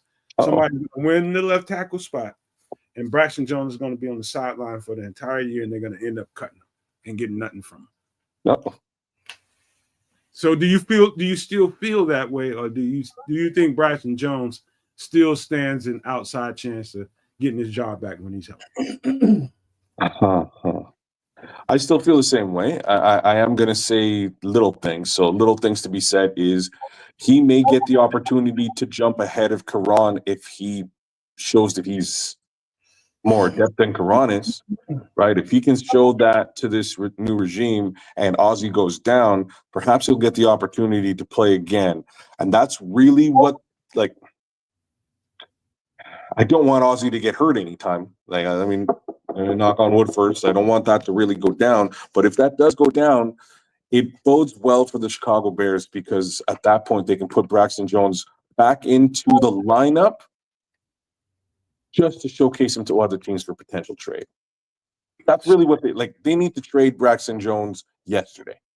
Well, the thing is, Braxton needs to also get in the lineup too, because this is a contract year, and if he wants to make his 15, 20 million, he has to show that he's able to play. You got it.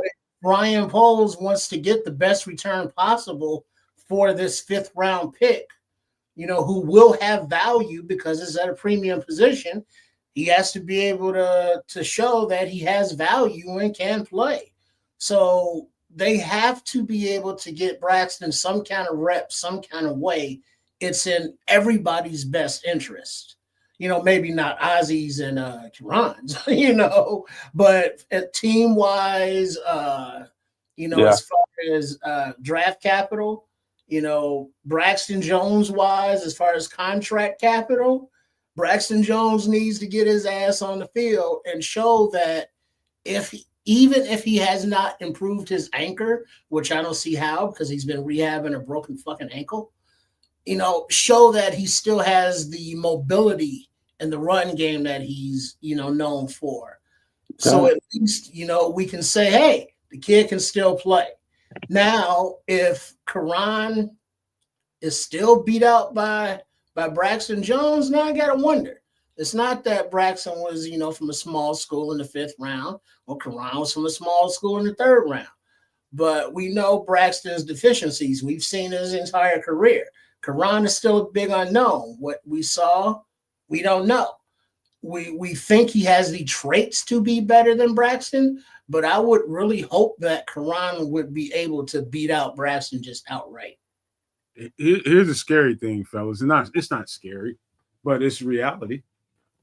There's nobody's putting on pads yet, and I think we have a tendency to take off based on things we're hearing coming out of OTAs, and they're not really playing football, but it's just about as close you can get to it today when you got 11 on 11 and everybody's kind of, getting the looks of what this is going to look like.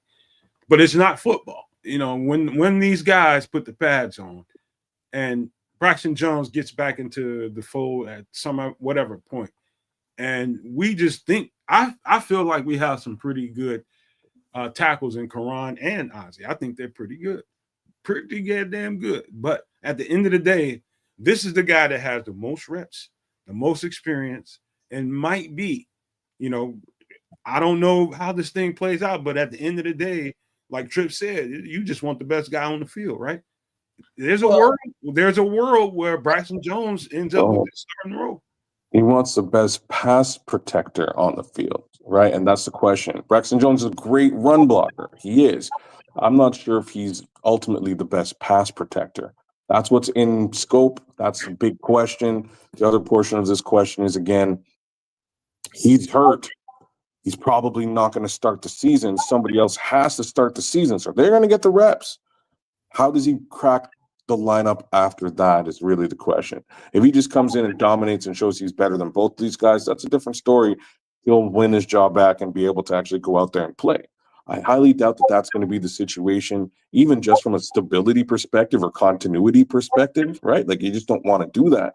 So I don't know what happens here.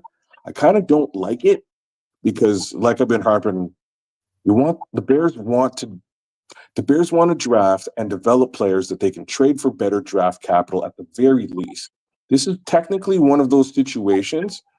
I have to say, traditionally, we fail every time at getting something out of these players that we develop. The list is too long to start. Shout out to Lydia Manriquez. My fault. Lydia Manriquez. Shout out to you for busting up in this piece. Brandon Bias. Everybody would be a starter when healthy. She's super confident. Hey, man, look, I'm telling you guys right now. I didn't do that Braxton Jones breakdown for nothing. Well, but no. The thing is, when Ben Johnson specifically said best pass protector, that is not Braxton Jones. And I can tell you that sight unseen with Karan and Ozzy. Because Karan and Ozzy, they're wide and thick on the lower half, unlike Braxton, who's got that bamboo, lower half. He got bamboo legs, a little no ass. Whereas Ozzy and Karan got redwoods for legs, the big thick hips and ass. Bamboo is pretty hard to break now. I don't know if you ever had no bamboo. Well, yeah, hard to break, but the strength and pushing off ain't there, and it snaps. You see how it snaps, as opposed to a redwood. You know what I'm saying? A bamboo ain't fucking with no redwood. and we want our left tackle to be a redwood, not a bamboo. Now, bamboo's good. It's got its functionalities. It's very practical. It has many different uses, but you don't want bamboo as your left tackle. I'm with it, man. Shout out to Sam. Samo's out there saying, I can't put it on. I agree, Keds, but we also have to consider the fact that the new offensive line coach could unlock Braxton with new and better technique. And again, shout out to you, Sam, as the normal. Shout out to Lydia too. These are all possibilities, and I'm not going to count them out. The problem is just that I don't know if he's going to make it to start this season, which means somebody else is going to steal reps from Braxton and potentially steal this job. If he can somehow rehab himself back into position early enough to start this year, all bets are off. But like Triple R was saying, Trips, you were saying that, this guy's got to get paid this year. This is a contract year. And that's what makes this whole thing very precarious.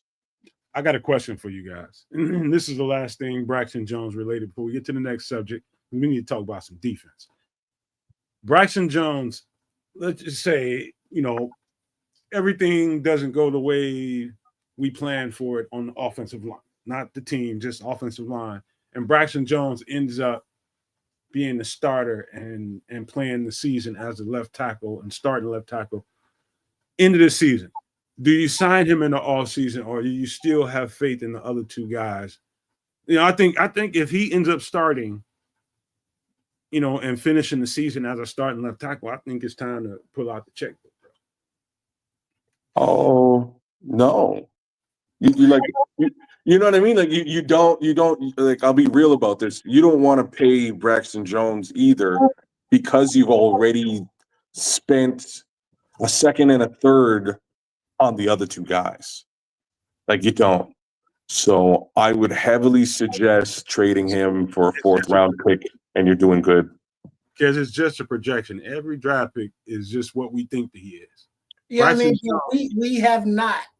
And I repeat with emphasis or emphasis, wherever you put the syllable. I repeat, we have not seen enough of Braxton Jones to be like, yeah, I'm comfortable with him watching Caleb Williams blindside for the next 4 to 5 years and $15 million a year. Get the fuck out of here. No.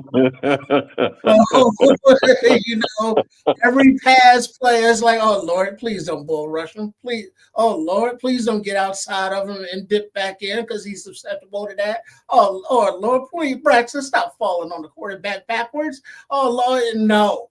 We have had enough.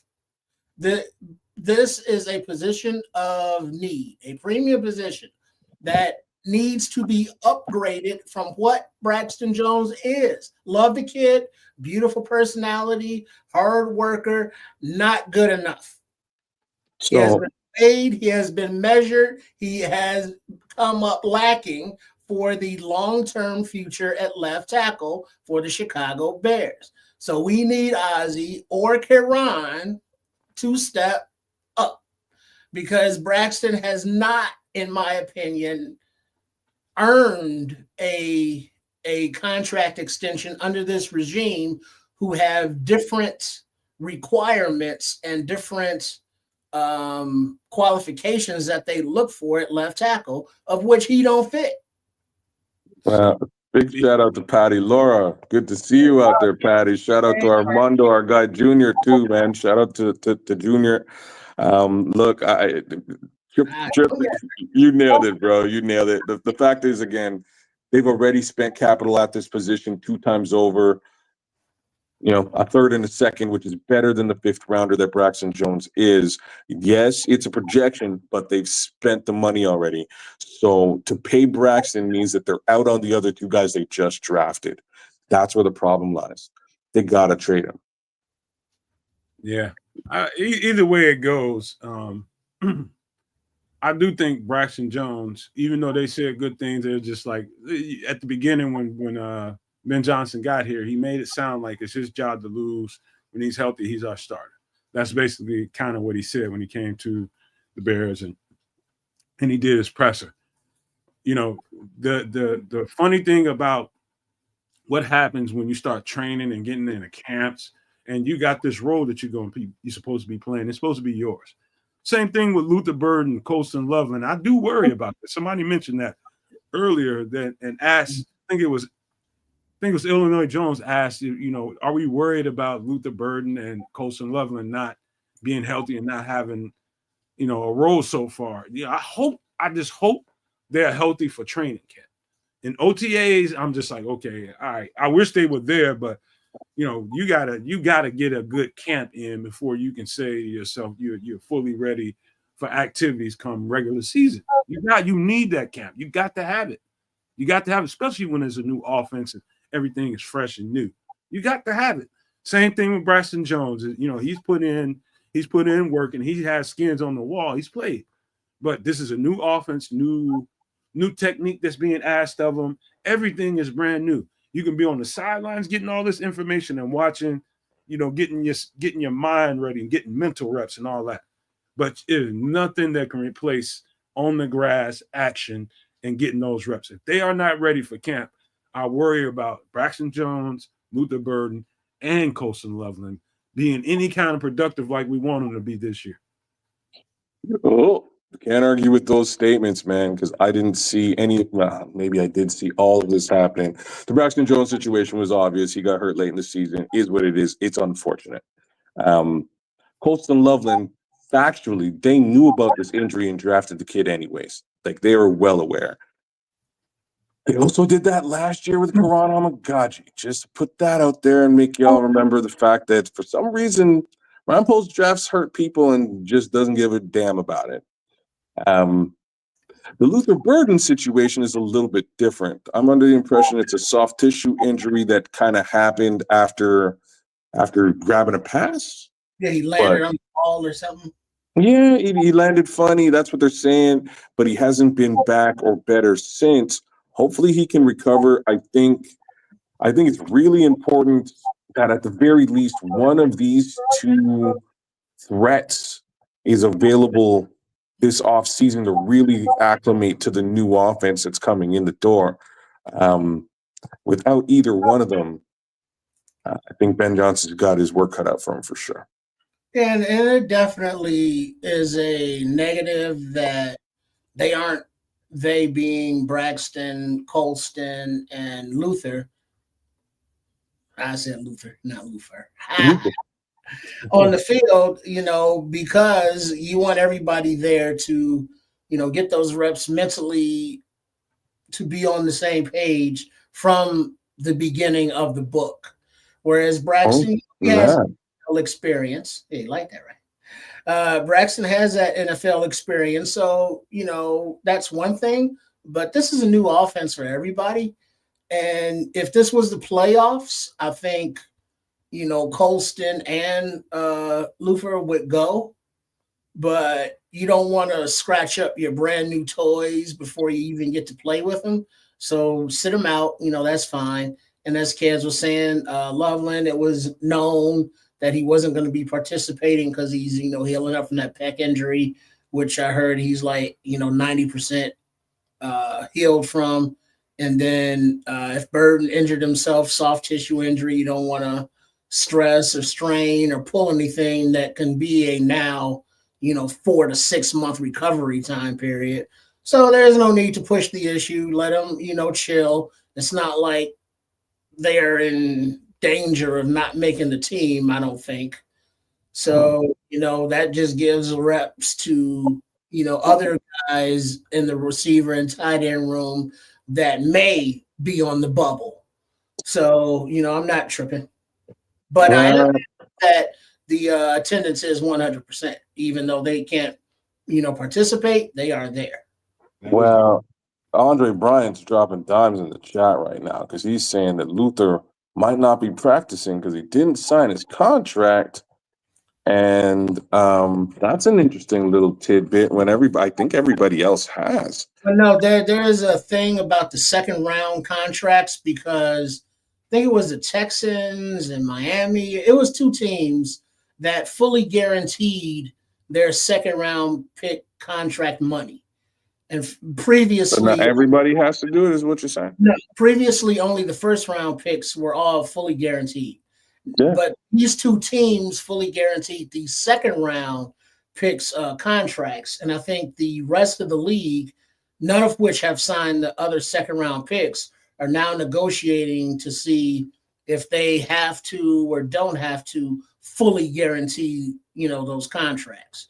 And considering we have three, second round picks, it just stands out more because of Turner, Burden, and who was it? Was it Ozzy? So And it was Ozzy's second round too. Yeah. and so, that stands out a little bit more, but it seems to be league-wide thing as the precedent has been set because of the contract guarantees. So that's just something for the accountants to work out.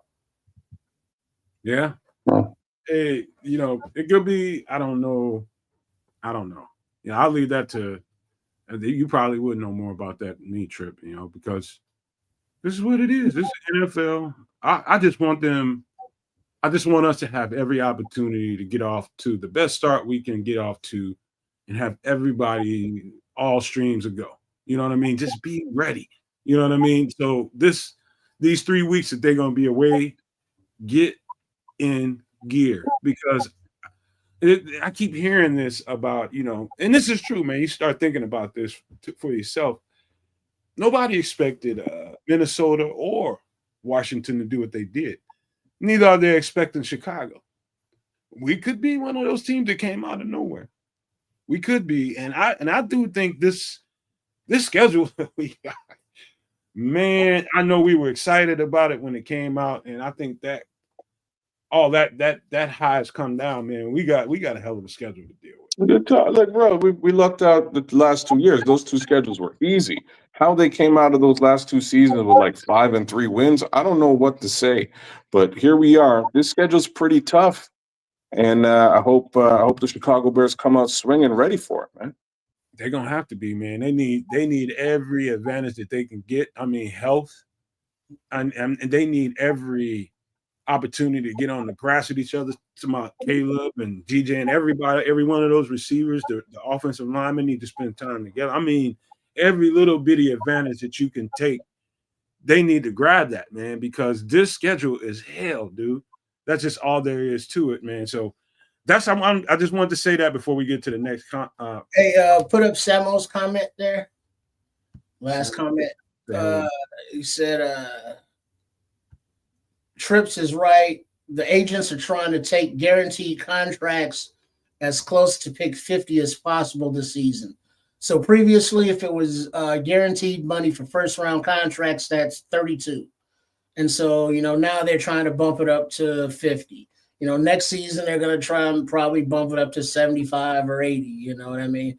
So what we've seen previously as contracts have to be, the biggest by $1 for 1 day. As these guaranteed contracts are growing, deeper into the draft, I think that'll be a continuous thing, especially if the salary cap keeps growing. Either way, I'm never going to be mad for somebody just holding out to get a couple extra. I'm not mad at them whatsoever.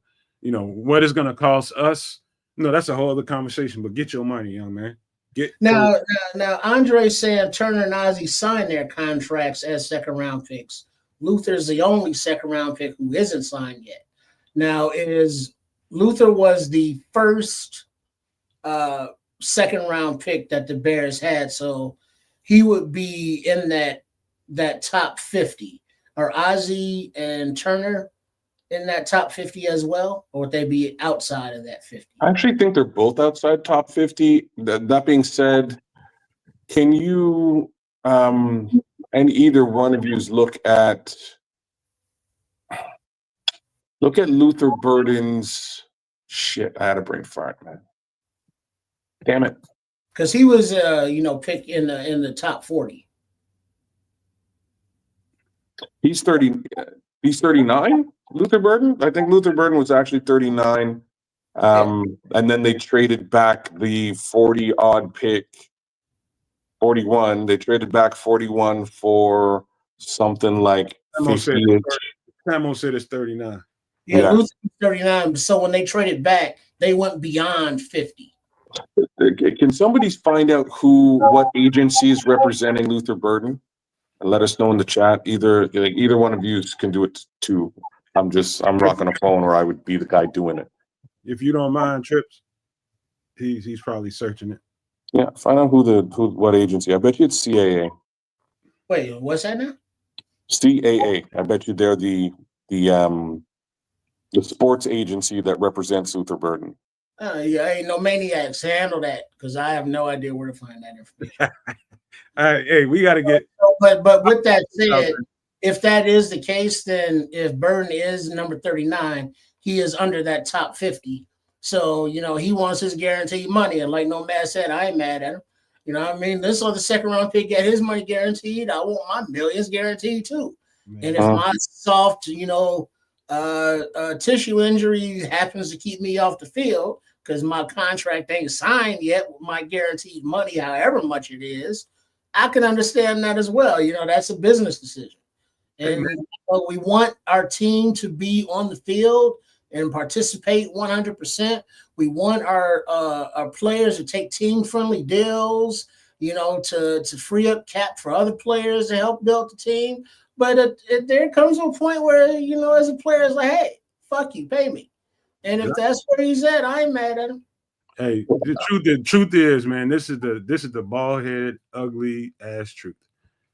His first, and I'm knocking on wood right now, his first opportunity to get a bag could be his last opportunity to get a bag in this league, because the minute he steps out on the grass, you're at risk. That's it. I saw somebody that blew an Achilles today in OTAs for another team.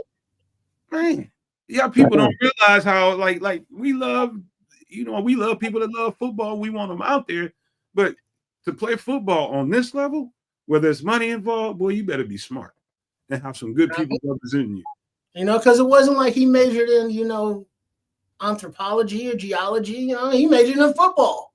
FFG looked out for you, kids. He said it's David Lorando. I'm not familiar with him. I'm surprised it's not CAA or there's some specific agencies that they go and get it. You know what I mean? I don't know about David Lorando. Mm-hmm. All right, but look, y'all want to talk about some defense, or y'all want to continue this one? No, let's get off this train until we finally see these kids play, right? Talk some D. So one of the things that you keep hearing coming up, and that is the defense, the new defense. And we've been so busy talking about Caleb Williams and everything else going on with the Bears right about now. I think we forget to talk about this defense that we're about to be dealing with. And all these guys are looking at new verbiage and new formations, new blitzes, and everything is new. And so people keep asking, I think it was asked to Montez Sweat, and I think it was asked to, Javon Dexter. And to me, they had similar answers. And so what you're seeing on the screen is a 4-3 base concept. And this is very basic. It's a pro-style offense, with a fullback and a halfback offset. There's another receiver behind Dennis Allen, but I had to make sure I put him on the image. But it's a base 4-3 concept with three linebackers on the field. So you got the Will on the right, you got the Mike in the middle, and you got the Sam linebacker, which we'll talk about that guy a little bit later on because that's interesting too. And no nickel cornerback on the field. So it's a basic concept.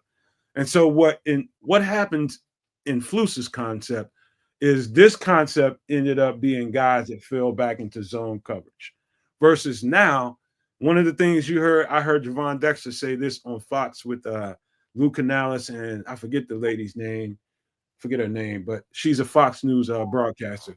One of the things he said was different about this defense versus what he's used to are the calls and all the live bullets flying. He said guys are flying all over the place in this defense, meaning that they're going to be running a whole lot of blitz packages behind him. Remember we had that conversation, Trips?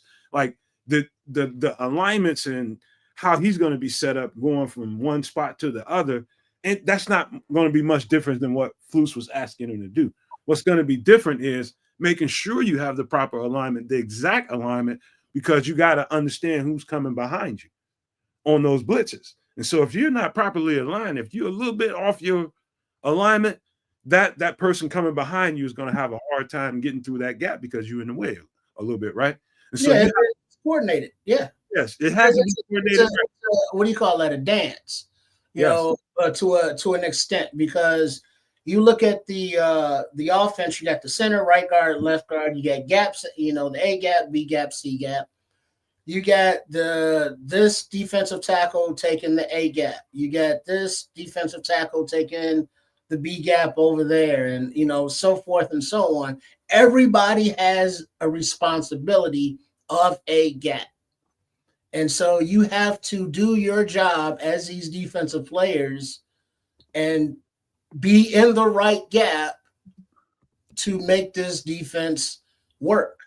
You know, somebody's in the wrong gap, as I mentioned before. Now you got an 80-yard house call because of the alignment. There's nobody to back up that guy who didn't do his job, because so many players are left in one-on-one situations where it's like, if you don't do your job, you know, there's nobody to stop from behind you. So you do your job, it's all good. So that is going to have to be something that Dennis Allen with this, what's that movie with Jim Carrey, Dumb and Dumber haircut? You know what I mean? I don't know what that's all about, but whatever. You know what I mean? So, you know, Dennis Allen has to get these guys to understand where to line up. And flying around, a name that I did hear a lot was Hippolyte, you know, flying around making quote unquote plays, you know, no pads, you know, but the flexibility of everybody in their gap and the speedy linebackers, cornerbacks, and or safeties able to blitz or run, you know, games behind it or in front of it is something, you know, that is not vanilla at all that we've been used to with this Flus defense. You know, this is very exotic. This is that rainbow cone type shit going on over there. So and I'm looking forward to it. To be clear, Trips, this concept looks more like what Flus's concept asked them to do in that concept. And I put Dennis Allen on here to, I guess, to contrast what we've been used to doing. So in this concept, you can see the linebackers, the Sam middle and the wheel linebacker. You see the arrows are pointing backwards, right? So everybody's dropping back. Do you have one that looks more like an attacking version of this? No. That's what I came to describe. What Dennis Allen does versus what Flus did. And these guys' roles are going to change because a lot of these dudes is like the linebackers in particular, the guys that have arrows pointing backwards and chasing in coverage, their arrows are going to be pointing forward. The safeties' arrows at times are going to be pointing forward. And everything is going to change for that front four and the linebacker core. Everything is going to change for them. Instead of chasing, they're going to be pursuing going forward. They're going to be going north-south. I mean, going north instead of going south and, you know, trying to prevent what's going on down the field. This is going to be totally different for them. This concept that Flus ran, they have to change their mindset completely. And so, again, talking about the front four and what's asked of them.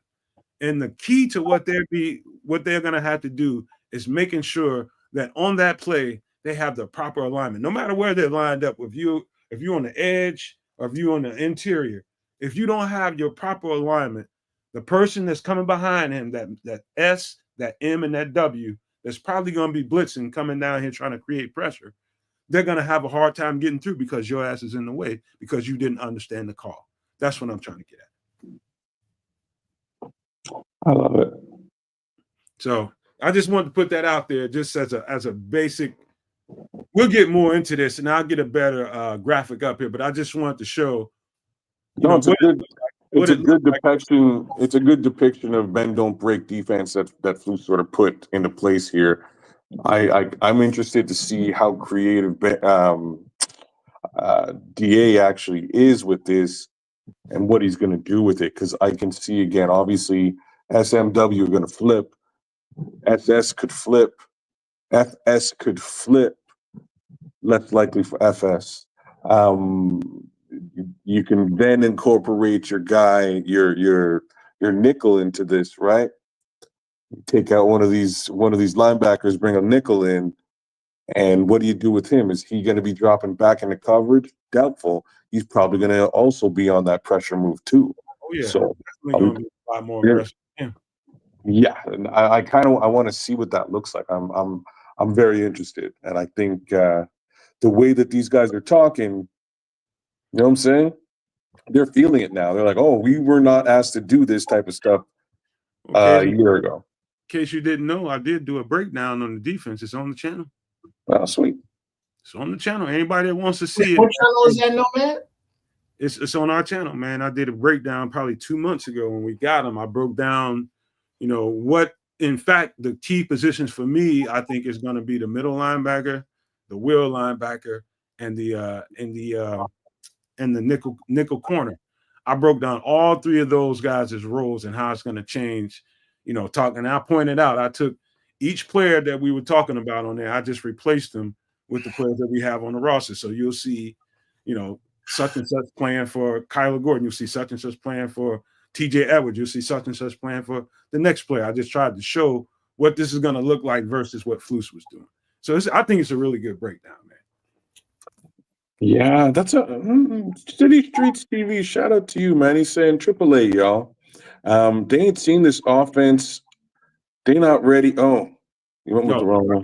Wrong one, man. There you go. Thank you, brother. So they ain't seen this offense and defense before. Our offensive positions is way better than the lines, and they had Hutchinson. They played. What did I say? Played day one. Y'all easily with they eyes closed. I'm slang, boy. I'm just saying I kind of lost it at the end there, but I know what you're saying. We're a bit of an enigma on both sides of the ball. Let me just paraphrase you, brother. Let me paraphrase you, man. We're an enigma. Nobody knows what's going on offense. They might have a bit of an idea. Nobody knows what's going on defense. Again, might have a little bit of an idea, but they ain't seen none of this from Chicago yet. Not with the talent they have. It could be crazy, both sides of the ball. Another thing that I should point out, and hold on before you get to another thing on that point, building on that, that first 4 weeks when we get to the bye, teams will now have 4 weeks of film and go, okay, this is what they like to do. This is the Bears' identity under Ben Johnson, blah, blah, blah. Now you open up a new part of the playbook.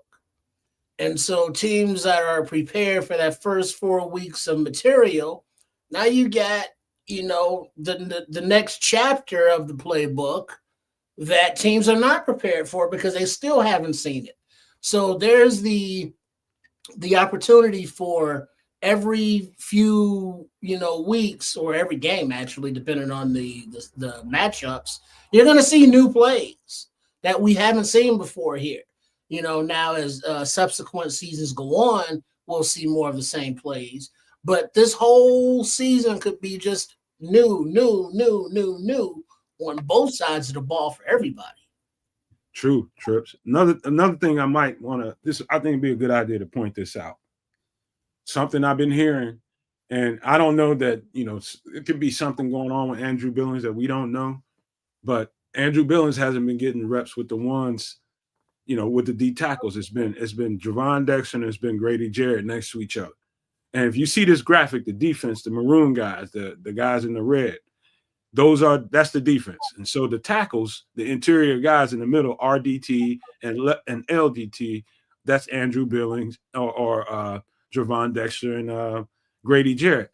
In this concept, you don't see a guy directly over the center, do you? There's no guy over the center. So in this concept, which you find quite often in Dennis Allen's concept, it's a lot like this. The front is a lot like this. So you don't have a guy shaded over the center. Very, very every now and again, he'll get a guy to get a cock nose stance and go like that. But very rarely do you have that big, juicy guy in the middle of the defense you just hard to find that guy in Dennis Allen's scheme. And so it looks more like a Javon Dexter type of body versus next to a quick, more, I guess, a more explosive, dynamic type of three-tech kind of guy. And so it's the same position. They're both on the same sides of the ball. But, that big, huge body, it's hard to find that in Dennis Allen's concept. It's hard to find it.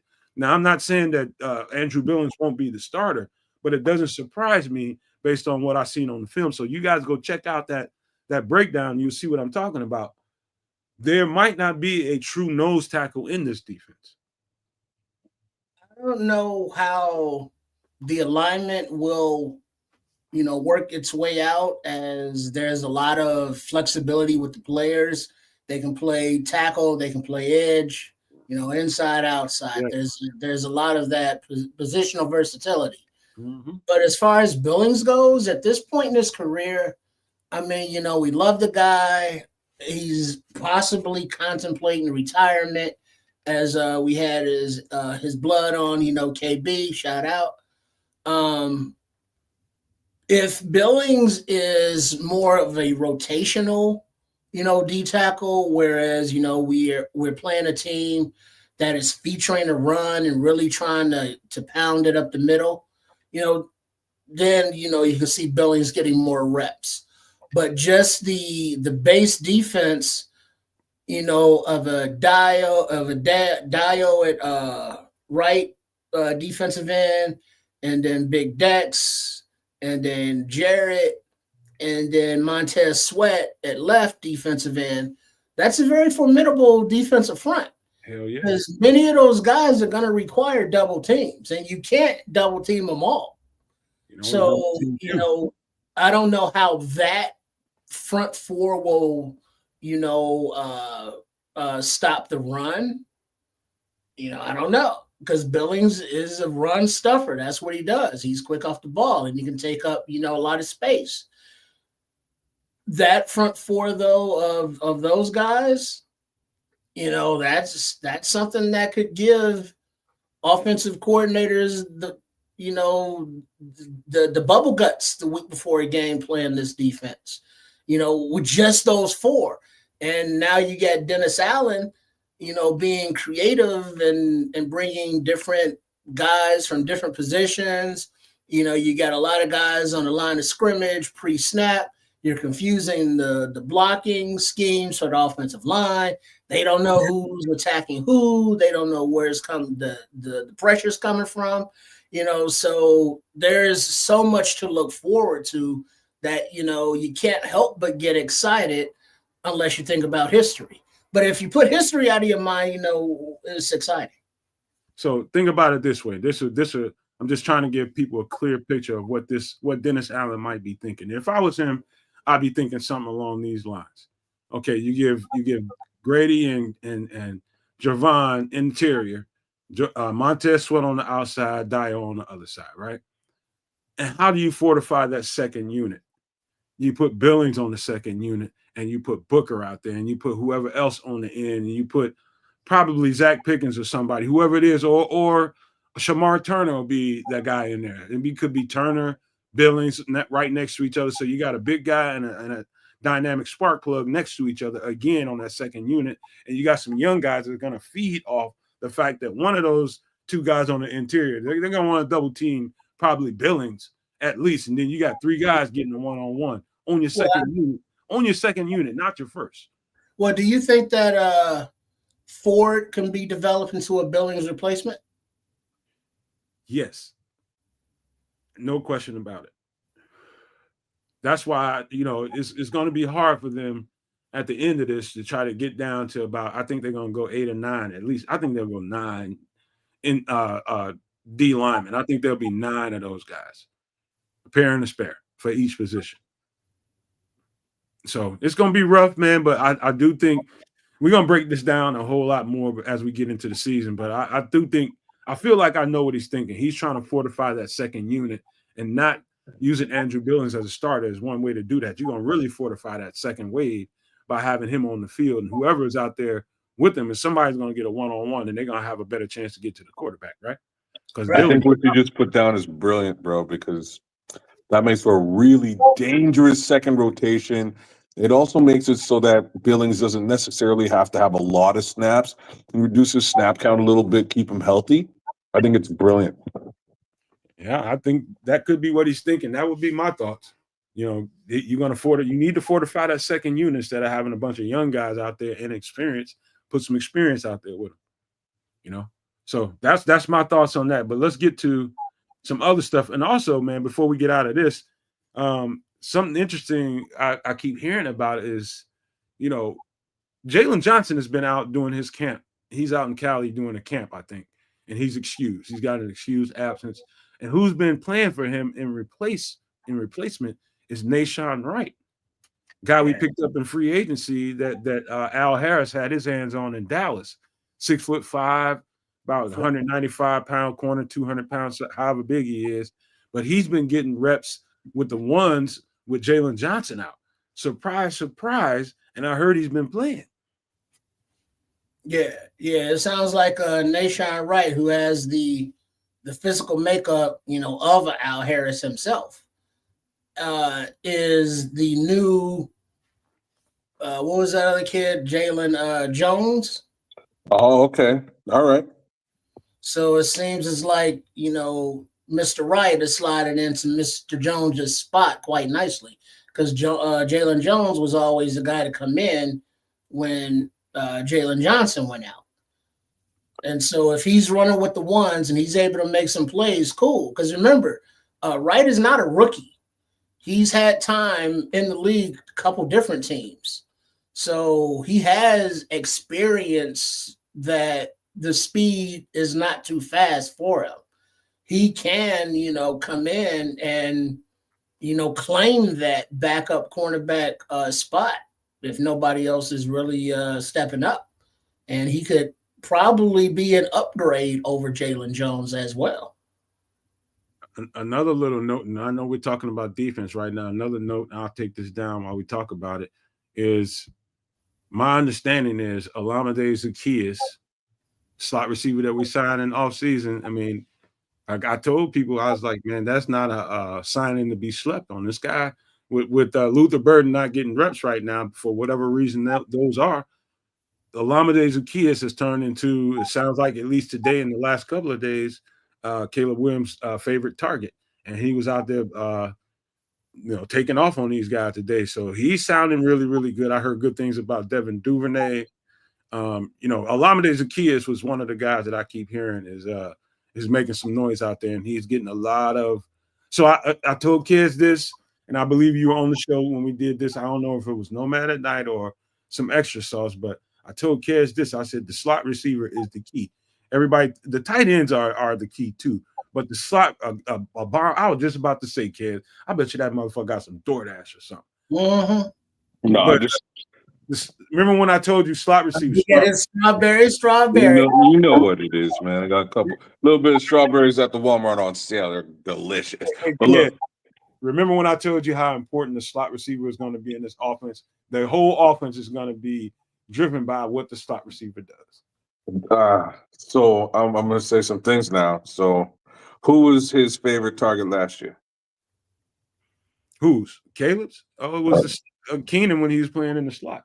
And you know who it is, right? So what is that going to mean for us moving forward? It's going to mean that the guys on the outside, if we're hearing it again, we're hearing it again. He's locked in on that slot, man. Now, I don't like that. I'm just going to tell you that straight up and down. I don't like it. But you know who might like it? Because it's Olamide Zaccheaus? So, no, you just also said Devin Duvernay. Both those guys are playing in the slot. Yeah. Keenan Allen was playing in the slot. That means he's locked in on that slot as his go-to guy. That means low numbers for potentially DJ Moore and Roma Dunze. Pluto in practice. Say again? They had DJ in the slot as well. I was just gonna say though, like I was literally gonna say, I was like, watch them move DJ into the slot because that's where the activity is. We also know that Ben Johnson loves the slot too. He loves to utilize the slot. That's where Amon-Ra St. Brown really worked and made a real name for himself out there in Detroit, right? So I can see that slot position being used in a major way. And if it is, we might see either DJ or Rome move into that role. Don't be surprised if that's what happens. Yeah, I can tell you something, man. Watching that Detroit tape, and I'm just gonna have to do it live with you all and just to show you. It shouldn't surprise you when after you watch film that he's gonna tell all the slot receivers learn the X, all the slot receivers learn the Z. He's gonna tell all the Z receivers learn the slot, and vice versa, all the way around the block, so that they can be interchangeable. So that when those formations come out there and they're used to looking at on film, okay, I know when Olamide is in the slot or Luther's in the slot or DJ's in the slot, they're gonna run this. You know what I mean? Or when Olamide is at the Z or DJ's at the Z, and vice versa. When you got them thinking about it, that's you already in you on their ass because they don't know exactly what's coming at them. Because everybody, what else does that do, Nomad? Matchups. Yes, causes a matchup problem. You know what I mean? You got your passing game coordinator sitting up, and Press Taylor is sitting up in the press box, looking down, being like, "Hey, the starting cornerback or the nickelback just went out with an injury. You know, now they got a backup in, and now the backup's matched up against DJ. You know, DJ's eating against that. You know, now the backup's matched up against Rome. Whoever the fuck the backup is matched up against, Caleb needs to recognize that and be able to, exploit those things. And so having that versatility of knowing all the positions, the defense don't know who's doing what because everybody can do everything. And now Duvernay and Zacchaeus, they can take those Keenan Allen reps, and guess what they can do that Keenan Allen couldn't? They can take it to the house on any one of those catches.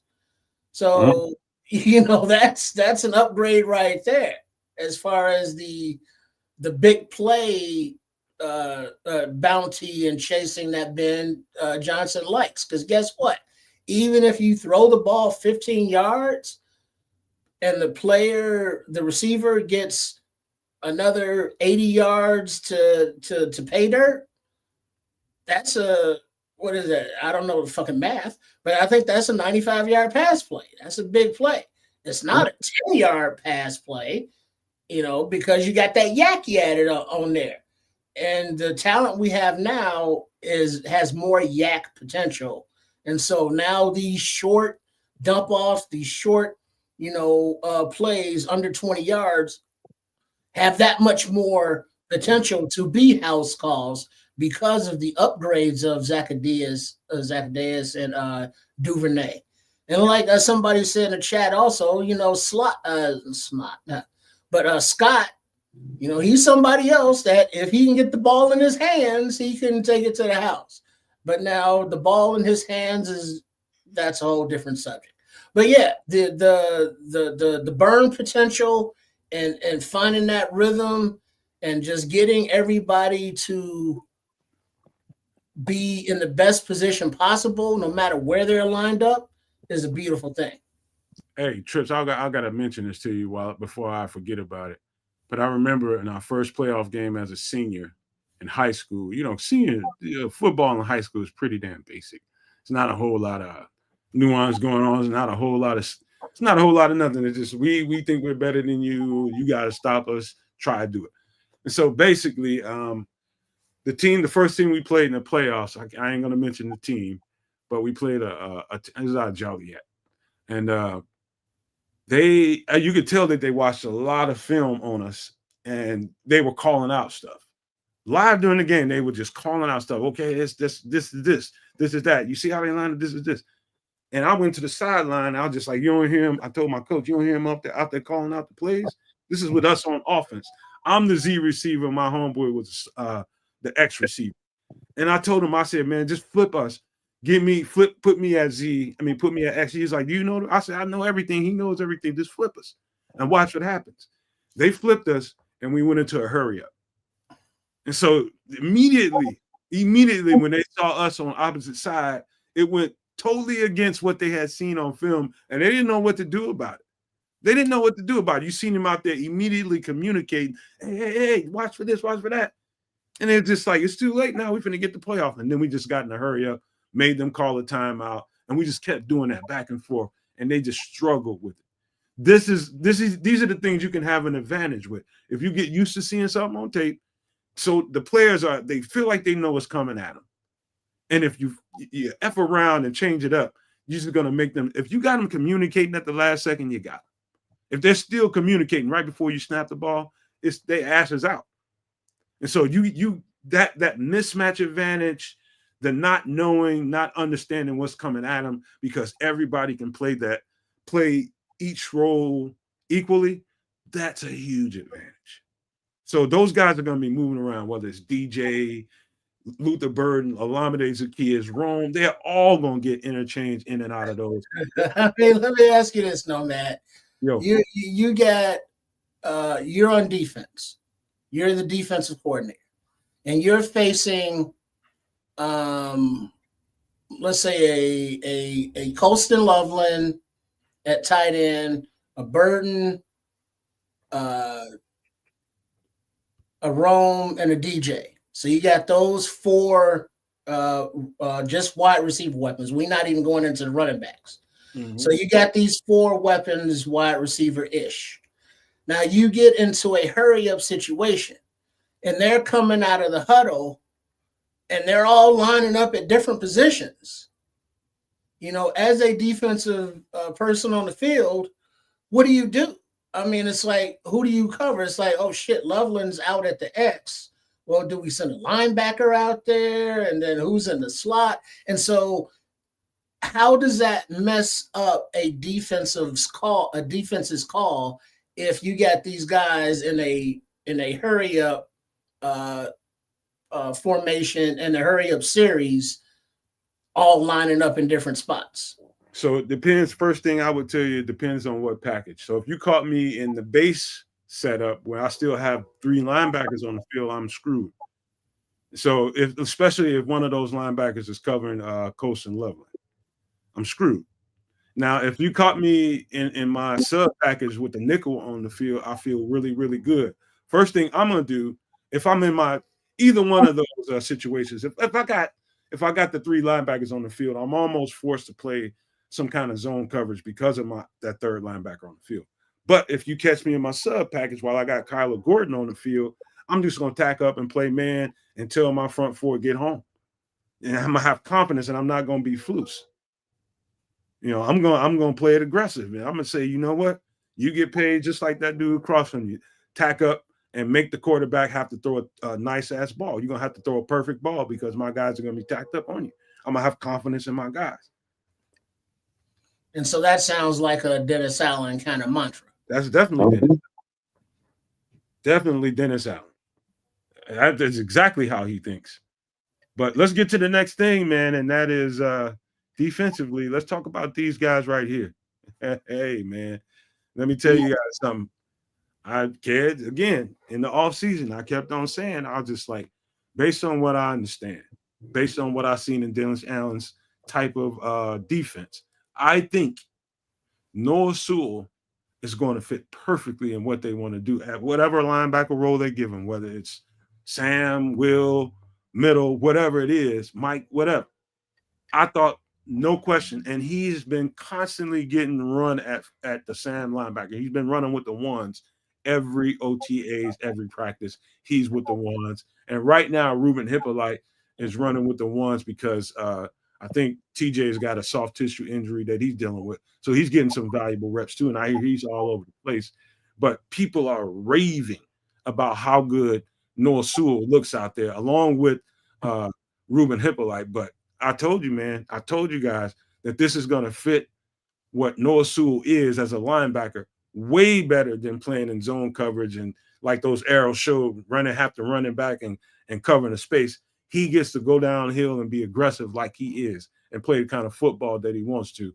I'm so excited to see this guy get his opportunity now after Flus is gone, playing the kind of defense that I know he's capable of playing. All right. It's an interesting one. I'm also interested. like I said, all my only criticism of Noah Sewell is just he's never on the field. So if he's out there practicing his ass off and potentially carving a new place for himself, I've heard he's been getting a couple of middle linebacker reps backing up Tremaine. That's actually super cool too. So if he can fill that kind of role, especially with Jack Sanborn gone, that's a really good place for him to wind up. I've also been hearing great things about Hippolyte too. I'm just as surprised by the pick as anybody you could potentially ask, especially where it was and when. But sounds like he's been knocking the ball out frequently in practice. Sounds like he's making his impression felt, and that's really what you want to hear from another linebacker on this team.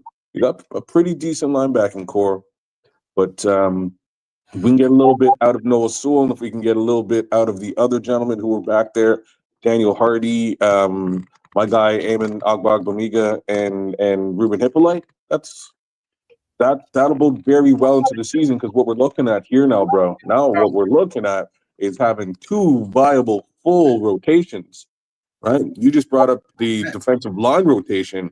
There could be a really interesting secondary rotation at linebacker too.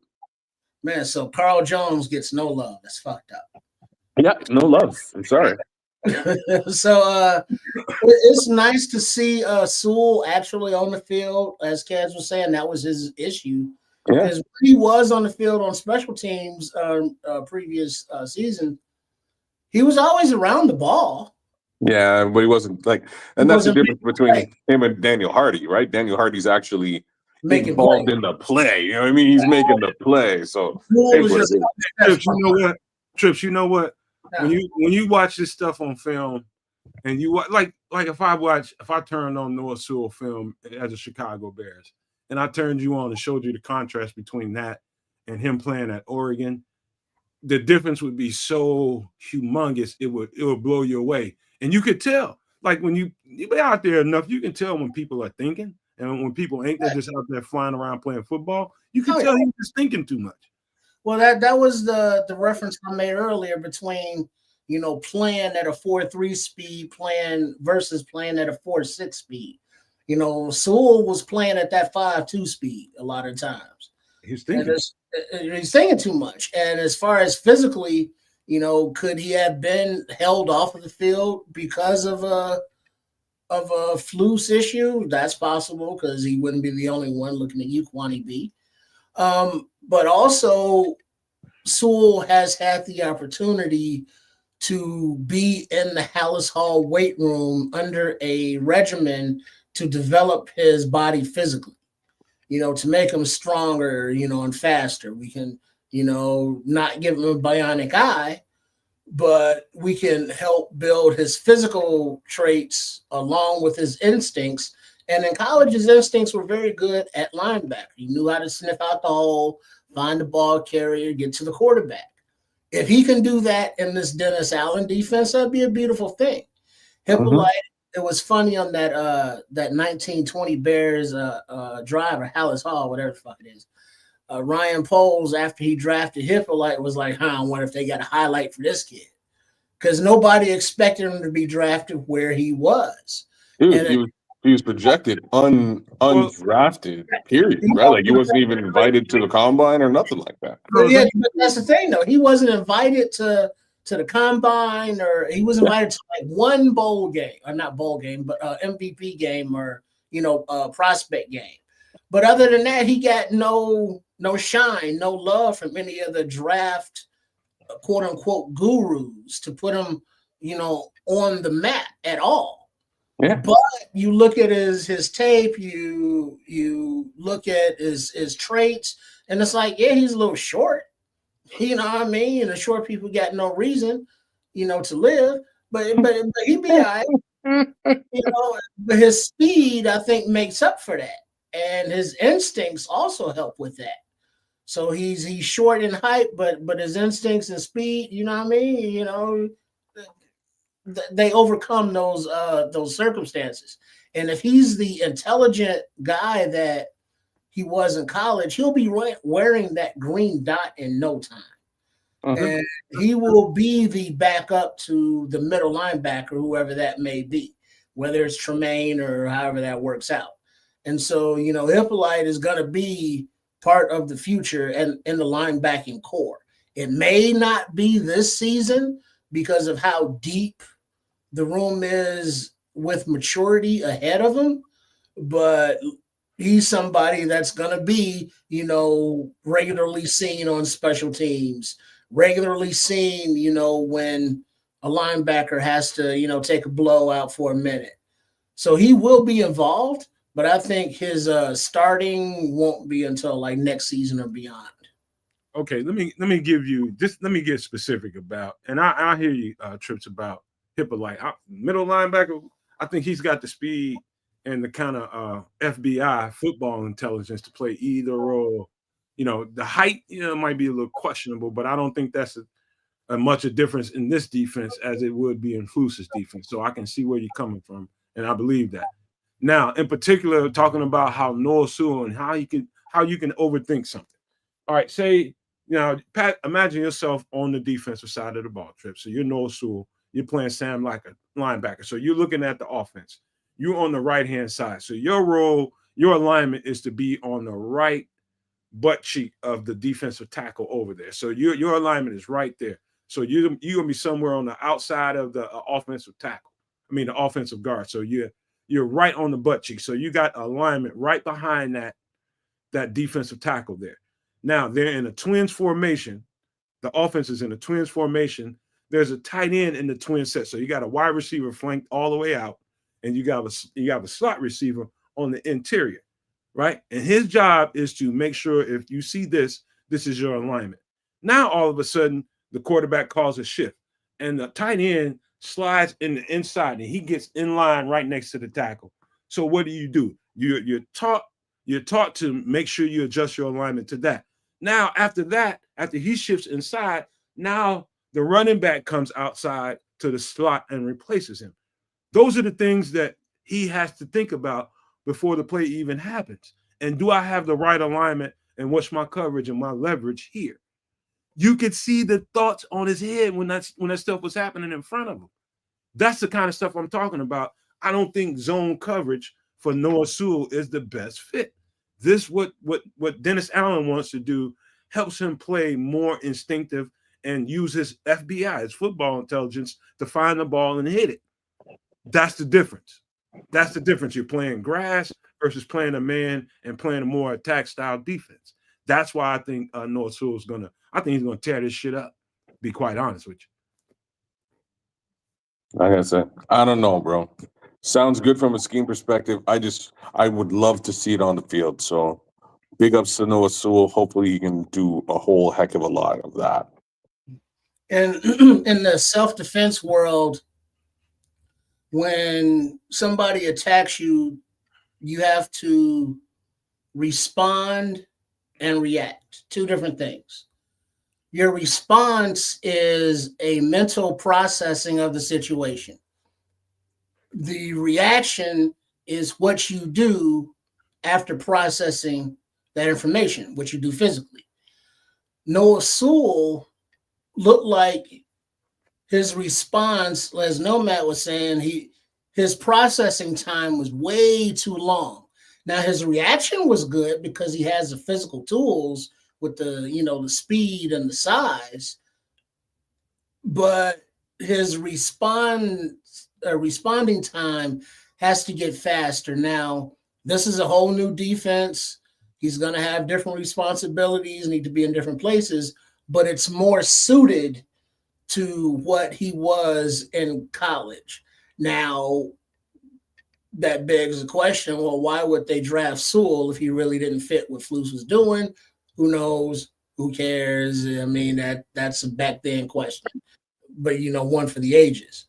But Hippolyte, looking at if there's a head-to-head linebacker competition, who has the upper hand? Is it Sewell because he has a little more experience in the league, or Hippolyte because he's actually Dennis Allen's choice and not inherited, an inherited player?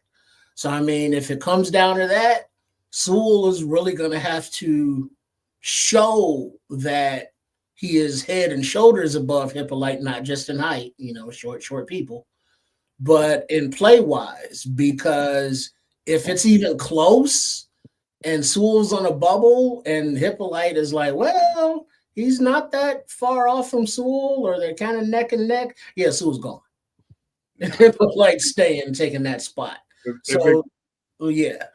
it's down to that and that particular role in particular, you're talking about a Sam linebacker, and knowing that role and what they have to do, it's a lot of tackling, a lot of hitting, a lot of taking on blocks from tackles, tight ends, and all in between. Physicality makes a whole lot of difference in that role. And so if you wanna look at it that way, you're gonna say, okay, this guy is basically a Sam linebacker. When you leave him on the field, he's there for run support. The quicker guy is the nickel corner. When you can put your sub package in there, that's when you take that guy off the field. So he's there for a run supporter, and advantage Noah Sewell. Different positions. The 250 pounds. Yeah, different positions. So who's Sewell's direct competition? Would that be Amen and or Carl Jones? Probably would be Amen Abagbamiga. So they're giving Hippolyte more reps at will, which is that's the fast running linebacker's role. That's what Will does. Will and middle are more your fast, quick, twitchy roles. The Sam linebacker is more I need to make sure I get this block set up and get off this block and support the run versus those. Yeah, they're two different beasts, man. So I don't think Ruben Hippolyte should be nowhere in the conversation for. Okay, well then flip it up from what you saw from Amen and Carl Jones, and it comes to a bubble position. You can only keep one between Sewell, Amen, and Carl. I'm taking Noah Sewell. Who you got, kids? He gonna say I'm say what? You gonna say Amen Abagbamiga? You damn know who I'm gonna say. He's more of a middle linebacker, will linebacker, in my opinion, but he can play the Sam. The Sam's really where the opportunity is. I saw a lot of him. I saw a lot of plays from him last season. So again, I'm just going with what I've seen on grass so far, right? Versus potential. So that's where I am here.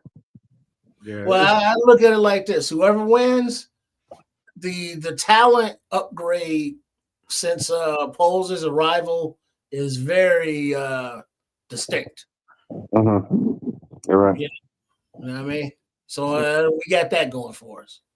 It's going to be interesting. I do think I'm definitely giving Noah Sewell the leg up because the position definitely fits who he is as a player, and it's not hard to see. In fact, I wouldn't be surprised if Noah Sewell was high on that board when Dennis Allen was still in New Orleans, and he's probably chopping at the bit to get his hands on him because he knew he was in the wrong structure. So that's why I'm high on Noah Sewell. It's just the scheme. And what I know Noah Sewell's capable of doing when they ask him to do this particular thing, and when it comes to running and being downfield and covering, that's a whole different thing. He's got the speed to do it, but there are other linebackers that are that would be better suited to be a coverage linebacker. That's why you have Will and Mike linebackers. They do most of that, covering up the running backs and the tight ends. That's just what they do. Just know that the Sam linebacker is there for run support. And when they don't predict there's a run coming, 9 times out of 10, it's going to be Kyler Gordon on the field or another. Who's the Jackhammer Sanborn replacement? That is Noah Sewell. Okay. That is Noah Sewell. All right, let's get to some other conversations. And this is, I really, really, really was kind of irritated listening to this guy at the presser. Not him, but listening to the questions that people just, I don't know what it is about Bears fans and Bears. I can't even call it the fans. I would just say it's part of the fans, and it's also the reporters.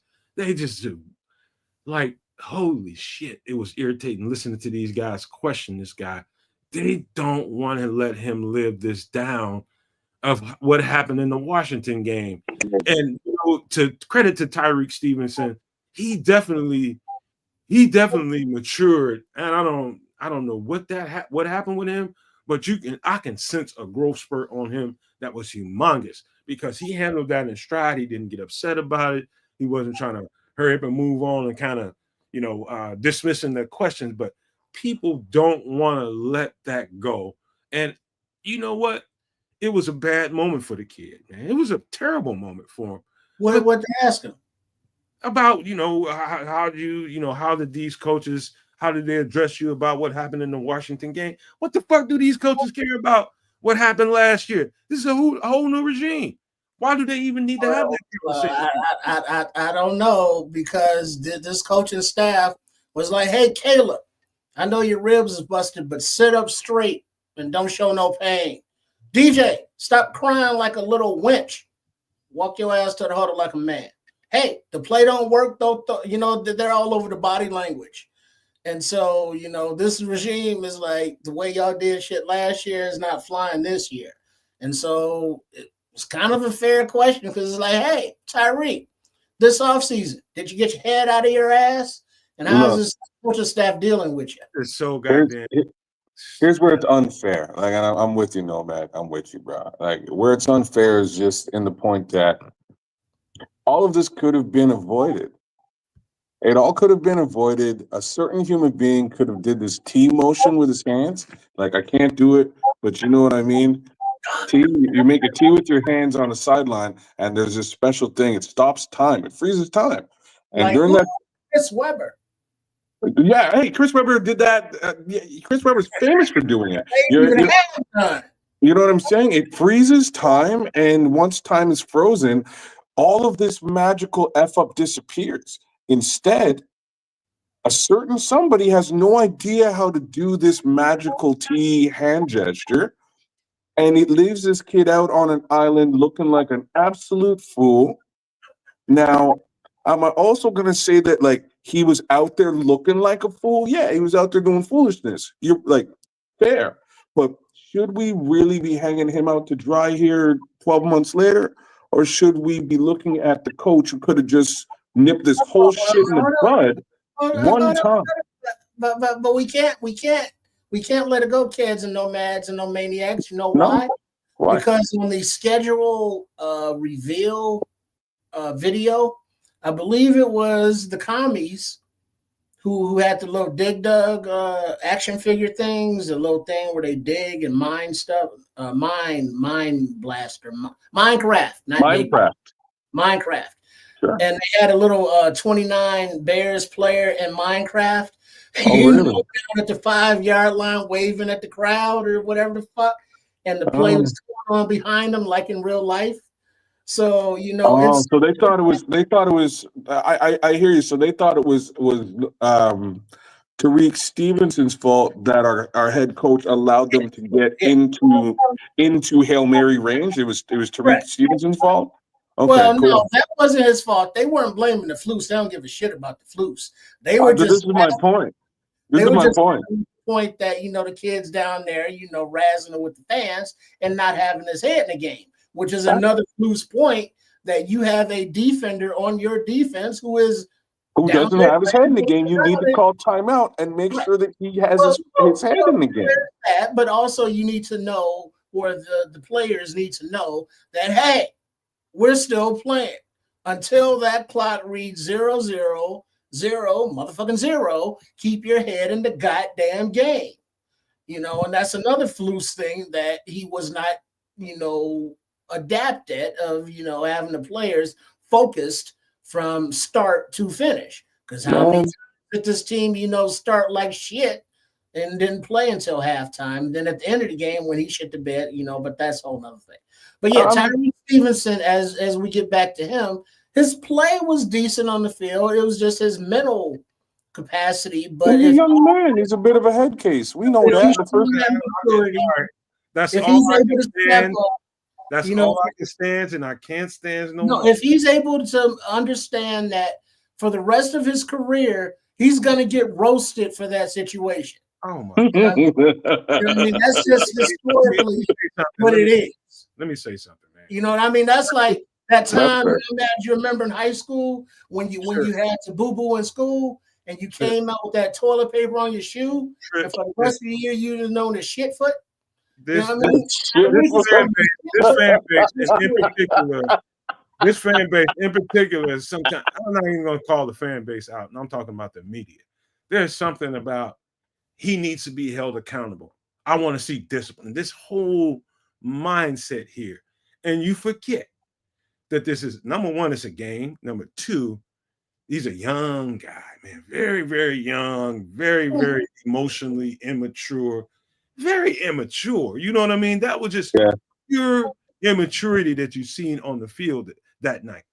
What really bothers me is people want to keep bringing that shit up, and it's just but it's not, wait, let me finish, please. Okay, all right. It's not necessary in this way because it's a bad moment. It's a bad moment for this young man's career, but he's Tyreek Stevenson is a very, very good player.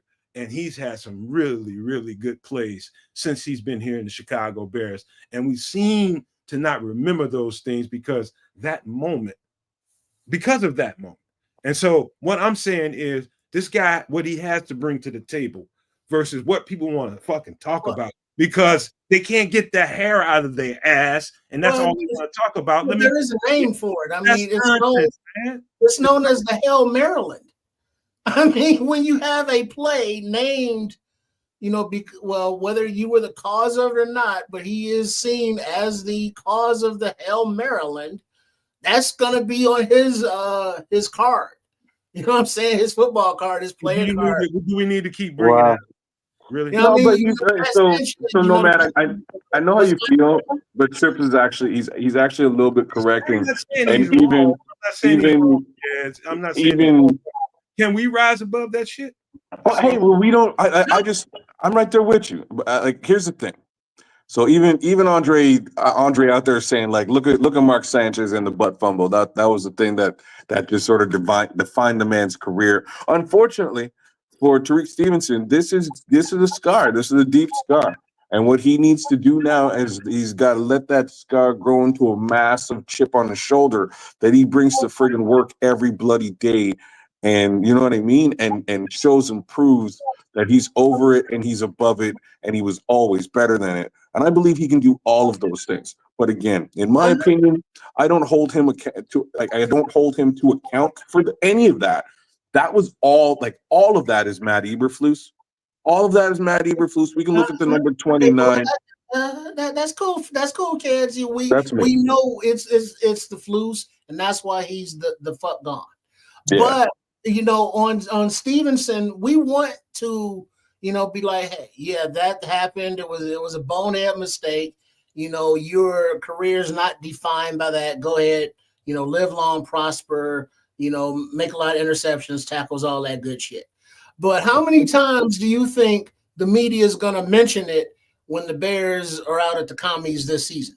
Yeah, at least 15 times for sure. You know what I mean? So that's something that, whereas we want to move on, let it go, he's going to have to develop that scar, that scab, that keloid, whatever, to understand that, you're the Maryland, the Hell Maryland guy, 29 for the Bears. They won't know his fucking name, but they'll know 29 for the Bears. It's like, you're the bonehead. And it's like, you're gonna have to eat that. You know what I mean? The rest of his career. I mean, that's just what it is. It is what it is, man. It sucks. We'll get off this because I don't want to keep going on with this. It sucks. This is this, and we're talking about reporters asking the questions. Hey, did the coaches address you about what happened in the Washington game? Did they hold you to account? Why in the fuck would they? They weren't here. Number one. Number two, that's over. He's a young dude. That was a play that he that was it. And so that's what that is. I'm never, ever. I know how good Tyreek Stevenson is. I know how bad that play was. When you put him in comparison, I'll Pac-Man the shit out of how good Tyreek Stevenson is. Fuck all that. You were a DB. You played. I'm moving to the next subject. What does the first day that Al Harris comes into Hallis Hall and meets with Tyreek Stevenson, and that comes up for some reason, that play? As Al Harris, what do you tell Tyreek Stevenson? That shit ain't gonna come up. Well, it just did in the press conference. I'm talking about, you said when Al Harris meets him? Well, I mean, when Al Harris has to address Tyreek Stevenson and this thing comes up because it won't die. The media talks about it and somebody mentions it, but you're Al Harris and have to address Tyreek Stevenson about the whole Hail Maryland situation. How do you do that? I would assume that already happened, and he just told Tyreek, just be mature about it. They're gonna want to talk about it. Just let them know you're moving on, and that is done. And you move to I'm sure that's already happened already. I don't think he needs now as Al Harris, the defensive backs coach. How do you address Tyreek Stevenson to keep his head in the game so that this does not happen again? I won't need to. I won't need to at all. But we're gonna move to the next subject, man, because I don't want to talk about that shit no more. That's enough of that bullshit. But this happened today, and this guy's getting run with the ones today. And why I use this graphic, I could have made a graphic with Chris Williams on his own. That would have been okay. But the fact that I haven't heard one time, not once, guys, that Zach Pickens is out there and he's looking. They've had something to say about pretty much every single player. You heard something about everybody. Well, didn't I hear that he wasn't even there? I don't even know. That's what I don't know, Trips. I don't know if he's out there. If he's out there, is he making any kind of noise of people noticing? That's the thing. Chris Williams is getting the attention. He's playing with the ones. See, he's somebody that we didn't even mention earlier when we were talking about Jarrett and Billings and them. And that's because neither one of them is going to make the team. I'm just like, let's just be real about this. That's where we are. It's fine. You know what I mean? It's really unfortunate that Zach will likely be the casualty on this defensive line. Somebody's got to go. Odd man out. My real feelings about this is just that they drafted him relatively high, and one more time, the Bears are not going to see their return on investment in Zach Pickens either. He's going to get cut. That's where we are. Yeah, because he was a third round pick, second round pick, whatever, and they're not really fit that. He's a third round pick, and that is solid caliber, capital to be spent. Could have been spent on something else, somewhere else, in some other capacity. And unfortunately, what we're looking at right now is he's been replaced. There's double the depth over top of him, and I just don't see him. I don't see him making it. Chris has been paid for this. Like he's signed. He signed at a low wallet share deal. If he's outperforming Zach Pickens, it does not bode well at all. Yeah, not at all. Because, I mean, it's one thing that, if Pickens, when he was on the field, was making plays, but he just couldn't stay on the field because he was injured. But he has been injured a lot, and when he's on the field, he don't do shit. So, I mean, man, what do you do with that? As a general manager or as a coach, it's like, nah, we got to move on without you, bro. I mean, because you're giving us nothing when you're here, but you're not even here. So, so no. That's the tough part, right? The tough part is that there's clearly competition to be dealt with, and the competition does one or two things. We're looking at it with the two left tackles, and right now it's a motivating situation for both of them. Who's going to win that position? Well, we got a whole bunch of humanity at the tackle position on the defensive side, and I don't think it's motivated Zach Pickens at all. I think, unfortunately, it has probably demotivated him, right? Because we're just not hearing anything positive about this particular player. So, hey fellas, you guys want to hear? I'll give you guys a hot take, kids and Trips. And I had to put some thought into this, and I'm pretty confident when I say this. Chris Williams is the second, anywhere between the first, second, and third most explosive three tech we have on the team. We're talking about Grady Jarrett, talking about Shamar Turner. We're talking about those two guys. Javon Dexter is less explosive than Chris Williams for sure.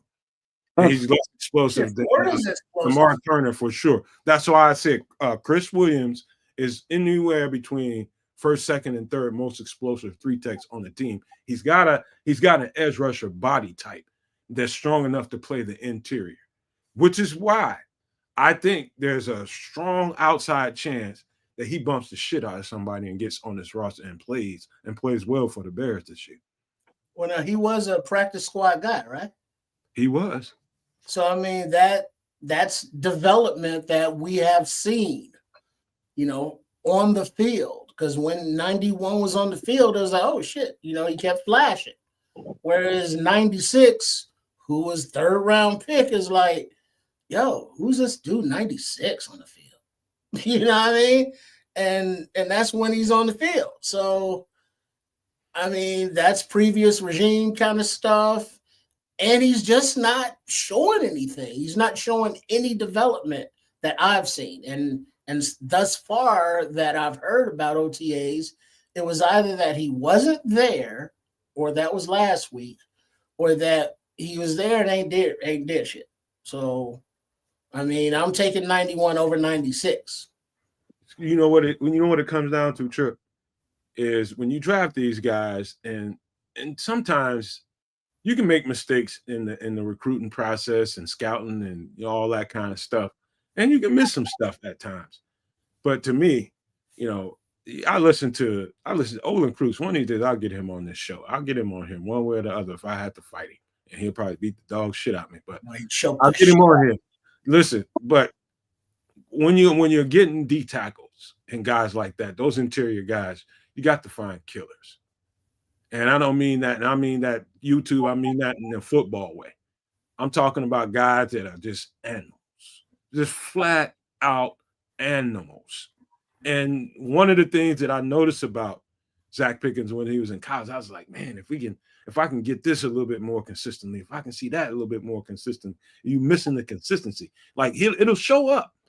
It'll show up in like a little pop ass spurt, and then you won't see it for several series. That's what I noticed about him. And that leads you to this conclusion. When you come to the final conclusion of draft again, is he a killer? Is he a dog? Is he consistently just out there trying to run through somebody's? And you won't find me give you that conclusion. I watched a lot of Zach Pickens film.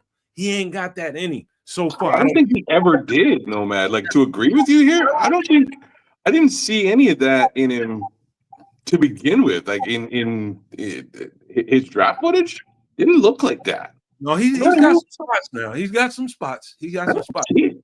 But he's not a dog. He's not a dog. I didn't see it. Like you can see it with Javon immediately. I didn't see it with Zach. One of these days, I think we're gonna find out. I think we're gonna find out exactly what I'm talking about. Is Zach Pickens? You know when you hear people say, coaches say, we want guys that love football. Yeah, that shit ain't cliche, bro. What was my man's defense? Henry Melton. Does that dude that retired and then unretired and then retired? Eddie Goldman. Eddie Goldman, defensive tackle. Don't love football, but you love that check. Pickens is going that Eddie Goldman route. And it's like, dude is just like, yeah, I'm big, I can play football, I'm athletic and shit. Oh shit, you want to give me how much money to play? All right. Well, yeah, I don't really feel like playing though. So, I'm hurt. At least Eddie Goldman looked the part. Like, you know what I mean? He looked the part coming out of college. He sometimes played the part until he kind of realized, yeah, I'm really just in this for the check and not really in it for anything else. I don't think Zach been in it for the check. I don't think Zach really gives a rat's ass about any of this football stuff. Hey kids, let me help you out here, sir. And you and Triple, I'll just ask you both equally. When I say this name, I just want you to say killer or not. Mm-hmm. You want. Who? Austin Booker. Oh, he got killer in him. Yeah, he got killer in him. Fuck you. See how long it took y'all to figure that out? Yeah. But this is what I'm trying to say. Like, you see that when he's on the field, and you see, like, I saw that in his film. I ain't seen that when Zach's on the field. I ain't seen it in his film either. So they went projection more than they saw the dog mentality in him. They thought they saw that in Zach Pickens, and which are huge athletically. He is gifted. When I tell you gifted, he is superior athletically than almost any defensive tackle that came out in that draft. Okay. But dog mentality, that killer instinct, is what you don't see. Yeah, you're right. You're right. And you can't coach that into somebody either. Don't. You got it or you don't. I mean, let me ask you this, Nomad. Dom Rob, dog or not? I think he's got dog in him. Really? I think he's got dog in him. I'm surprised you really answered it like that. I don't think he has a skill set. Again, athlete, yeah, like insane athlete, insane measurables as well. I don't know, like when I say dog, I just don't know if he's got dog in him at the position we're talking about. Right. Yeah, that's where skill set comes in. Because you can have the dog as an athlete, yes, but if you don't have the skill set for defensive end, you know, I'm saying the dog kind of whimpers as he's out there thinking and trying to figure out moves and all that. Zach Pickens has the talent, and the size and all of that, but his mentality on the field is just like, you want to rub my belly? Real talk, man. This really happened in real life. One of my very close, my homeboy to this day. I don't know why, man, because he used to be terrified because I used to kick his ass at times. But he still loved me today. But when we was growing up, I got tired of people jumping on him and picking on him. So I had to. It's almost like you hear them stories about people putting gunpowder in their goddamn dog's food to try to get them spicy and shit like that. Yeah, make them kill your dog. So I was roughing my homeboy up, man, trying to getting him ready, man, punching him in the chest, getting him ready, man. You can whoop this cat. He went out there, no matter how much of that shit I did that like 3 times, and he still got his passive ass whipped because he just ain't like that, man. Either you're like that or you're not like that. You not have to learn that everybody ain't made equally the same. I'm not gonna sit there and brag on myself, but I'm just telling you, there are people out there that, especially when you get to a level this high, like you gotta have a switch. You gotta have a switch, and you gotta have the autonomy to turn that shit on and off. Because when you get off the field, you gotta turn that shit off. But when you get on that field, you need to have the autonomy and the power to flip that motherfucker and just go completely ham out there. You mean like when Shamar Turner hit that offensive lineman in his dick? That's that switch. You may also want to turn that one off too. Like that's an off switch there. That's an off switch moment. Great highlight film though. You see what I mean though? It's like your homeboy, you getting tired of he your best friend, you love him, but he getting his ass kicked and he embarrassing you. You're like, I got to get him right. You know what I mean? You can't be around me and you getting your ass kicked, but I had to learn to love him anyway. You know what I mean? Because I love him. You know what I mean? But yeah, that's how it is with Zach Pickens. I think he's a very kind, soft guy, and I think he's the kind of guy that I would probably love him as a human being, but as a football player, it's just like, man, dog, if you decided that you wanted to eat right through anybody in front of you, man, you'd be $100 million player. Yeah, right. What is in the chat? Richard Long is saying you got to believe that the opponent is trying to steal from your family. Whatever it takes. If you're gonna put that shit in your head, it's like I can remember from when I was a child, even though I was physically superior than most of my peers, because I grew up around all my uncles. They were all bigger than me, and little kids didn't have no chance with me whatsoever because of them. And I was athletically gifted. And when I started playing football, I was so enthralled with the fact that I get to go out here and basically physically assault people. This is before they start putting the football in my hands and say, you know what, you faster and quicker and more strong than everybody out here. We're going to give you the football, let them stop you. Once I got the football in my hand, on the offensive side of the ball, I'm like that. But on the defensive side of the ball, I'm trying to annihilate your ass. And that stayed with me throughout my career. I was out there to assault you. and get away with it. You don't have that kind of mindset. You fucked up out here in the NFL. As AC Adams said, you gotta want to choose violence. Choose violence. What? You got to choose violence. What was my man's middle linebacker name from the program? That fucked up his leg before he go pro. But when he was on the field, he was like, "What'd you say about my mama?" Man, dude. When he was looking at the quarterback, like, you was the one that went after my sister that night, wasn't it? Like, I don't know your sister, man. I don't know your sister.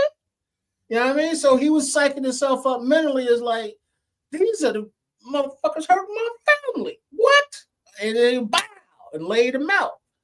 You know what I mean? So Trips, that mentality. Trips, I chose this game because there was a part of me, because of my upbringing and what I've been through as a child. You know, I'm not pitying me. I'm just talking about the environment that I grew up in with Trips. I know your environment wasn't a whole lot different than mine. And it was violent. Yeah. In order for you to be violent and not take your motherfucking ass to jail, you need to find something that can channel that part of you. And football was my outlet.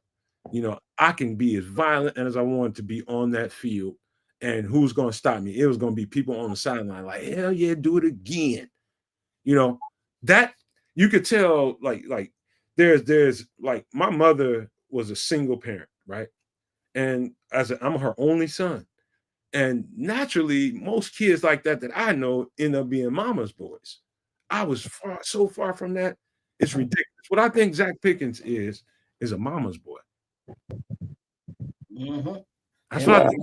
It's like Patrick Williams for the Bulls.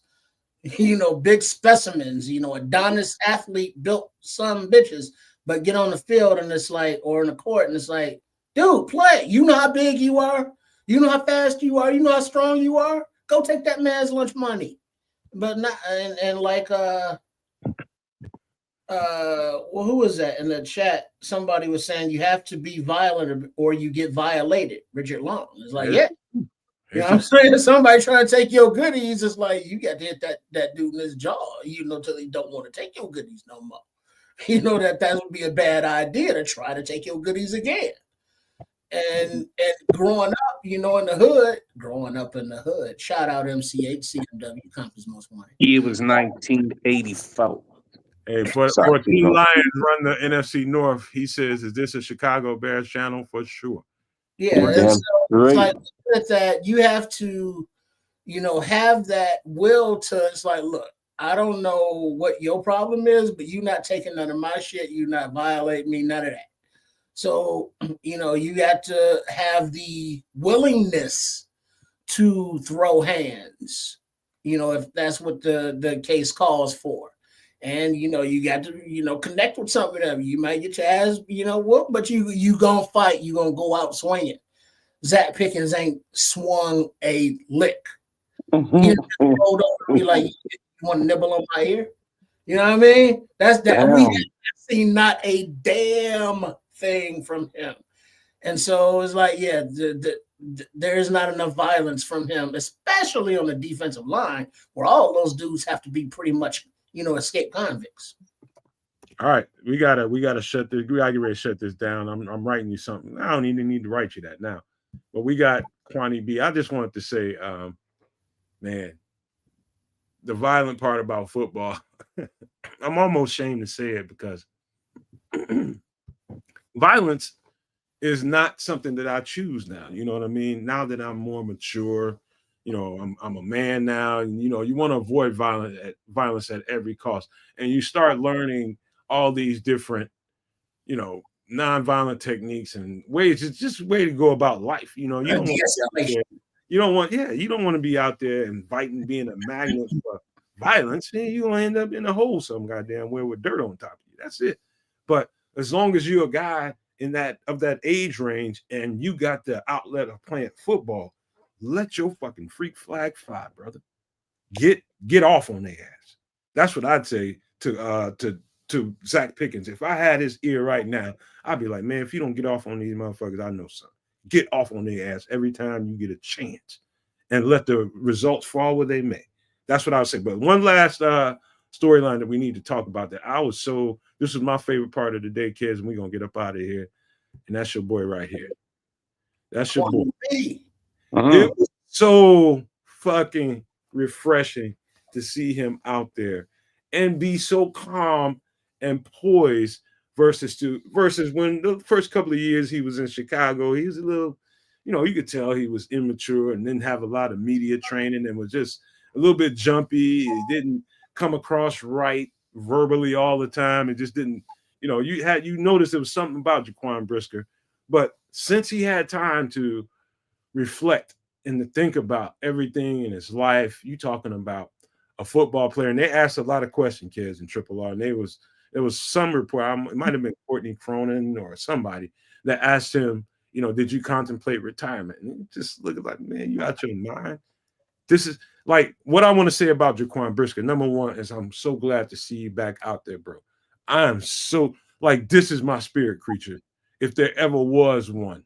My body type is more like Kyler Gordon, but spirit creature, I'm this motherfucker right here. I'm this motherfucker right here. This is how I play. Physical. And no regards about nothing. I love the fact that he said there wasn't no chance in hell I was thinking about. He didn't say that, but no, I did not think about retirement. Ain't gonna think about it. I'm gonna go out there and play the football that I know I can play. He understands his injury. His concussion was particular. I can't think of the name of it right now, but it started with a V. But he says vestibular, yes. And he's recovered from it fully, and he's going to continue his reign of terror. And I am so happy for this cat, man. And I was kind of wanting they kind of asked him, but I think he played the role the way he was supposed to. He didn't throw anybody under the bus. He said he didn't feel right. And that's the reason why he didn't play. He didn't say that Flus kept him back. He didn't say any of that, which I'm glad he didn't, man, because there ain't nothing good that can happen if you throw an ex-coach under the bus, even if it's true. So I was just glad to see him out there. I think he's on the precipice of something great. All he has to do is keep being him and just be healthy and be smart out there, man. But I was so happy to see him out there.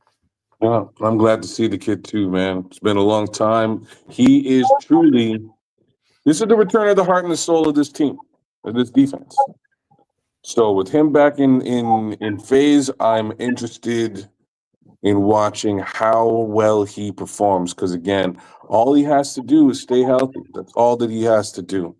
And if he can manage to do that, this defense is already looking dangerous to me, man. I love the attacking the attacking style of what DA is going to bring to the table. This guy is just the perfect box safety for this job. Yeah, it's nice to have Kwani be back out there healthy, and hope he stays that way. Knock on wood or do whatever stupid superstitious ritual you do. He plays hard. And I believe it was Sophisticated, or was it AC, or somebody in the chat was saying not only did the Bears defense suffer after Billings went out, but also suffered when Kwani B went out because he made a lot of plays, and then he get up and do his little Karate Kid thing and waving like his Matumbo finger. He made plays be in the backfield at the line of scrimmage, and beyond, in run support and in coverage. So he is a very talented kid. And as long as he stays healthy, Dennis Allen is going to have fun, playing chess with these pieces like Kyler Gordon and Jaquan Brisker and all the linebackers and everybody else. So, Kwani B out there, he's the heart and soul, defense kind of guy. So let's just keep him healthy and hopefully, he'll get back on track and, start eating again. And just remember, see what you hit and you be all right. I got a question for you and Kez real fast. What? Is Jaquan Brisker a killer or not? Oh, indeed. Why would you even ask that question? See what I mean? You got to have a multitude of those guys, man. You got to have like 50. We do have a multitude of those guys, brother. We do, and you know what they are. The fact is, it ain't Zach Pickens. You know what I'm saying? I don't think it ever was Zach Pickens. I'm sorry, Zach. I'm sorry. I bet you're the nicest, coolest mother. Like, I think you're probably super cool, but I don't know if you really want to do this job that you got out there right now, man. And if you do, now's the time, without a question, without a shadow of a doubt. Now's the time to pick it up and do that damn job and secure your spot. I want to say this last thing about Jaquan Brisker before we wrap this up, and you guys can speak on it when I'm done saying whatever. But I want to say this to him because I know when he sees his image on thumbnails or on any kind of thing, he sees it. You might not hear it back from him, but he sees it. He's going to see this show, and he's going to want to know who was saying what about Jaquan Brisker. I'm going to say this to you, man. Man, I so relate to who you are as a human and as a football player because Lord knows, and I'm kind of speaking my inner self to you. Lord knows there's no plan B when you're playing this game and when you're playing it with this kind of passion, like I know you have. And I'm just telling you what I have and what I know you got in you. That kind of passion, that kind of insistence on this game, there is no plan B. There's no such thing as Jaquan Brisker non-football player in this world, in this universe, because you haven't thought about that yet. And I don't want you to start thinking about it yet. You don't have to. Keep being the animal that you are. And if it's meant to be, you're going to be where you're supposed to be at the end of the day. And if it's not, that'll be that when it gets to it, because there is no such thing as, I never saw myself as anything but a football player for a long time in my life. And I know that's exactly what Jaquan Brisker is going through inside of him. That's what he went through outside of the media and outside of contact with everybody and telling everybody what he went through. Never, ever had he thought for a second of who Jaquan Brisker is outside of a football player. You know why? Because he hasn't had time to. This is the first time in his life that he hasn't played football. He hasn't had football. This is the first time in his life since he's probably a little ass boy. So when it happened to me, and the reality set in that I'm not a football player no more. I'm not a football player, at least right now. And it took quite a while, quite a amount of dark times in my life before I had to come to the realization you got to think about yourself, who is Nomad, outside of Nomad the football player. And Jaquan Brisker has gone through that. That was a straight, he's been through a pilgrimage in his mind. Trust me when I tell you guys that, because all those things have gone through his head. Every question that was asked to him has gone through his head. But the answer was an absolute no. And it would be the same for me.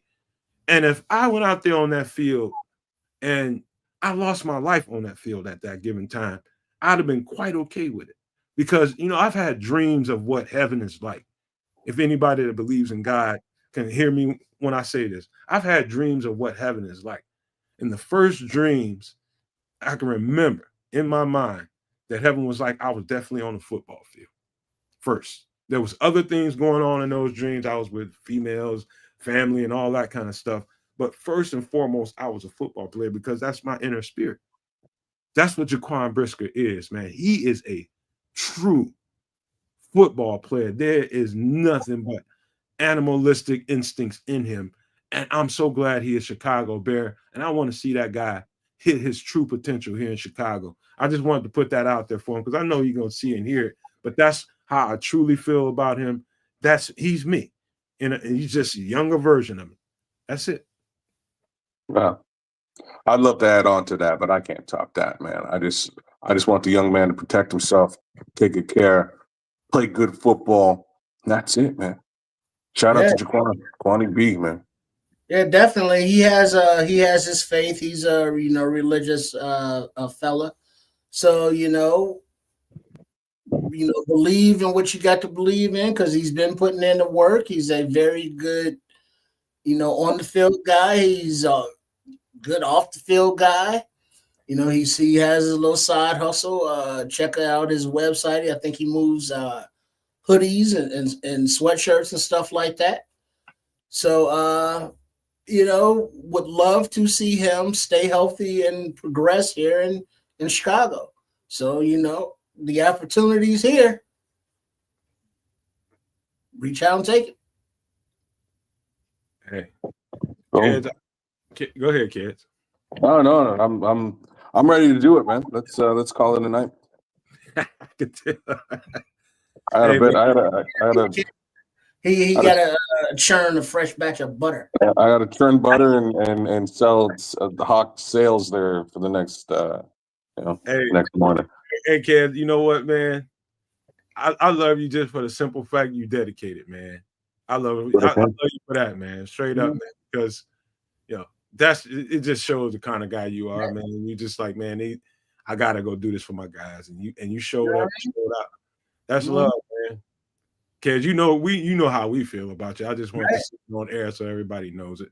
Because we know, you being out on the road, not only are you churning that fresh Canuck butter, but right tonight you could have been down at the hotel bar. Scheming. It's maple butter, bro. It's maple butter.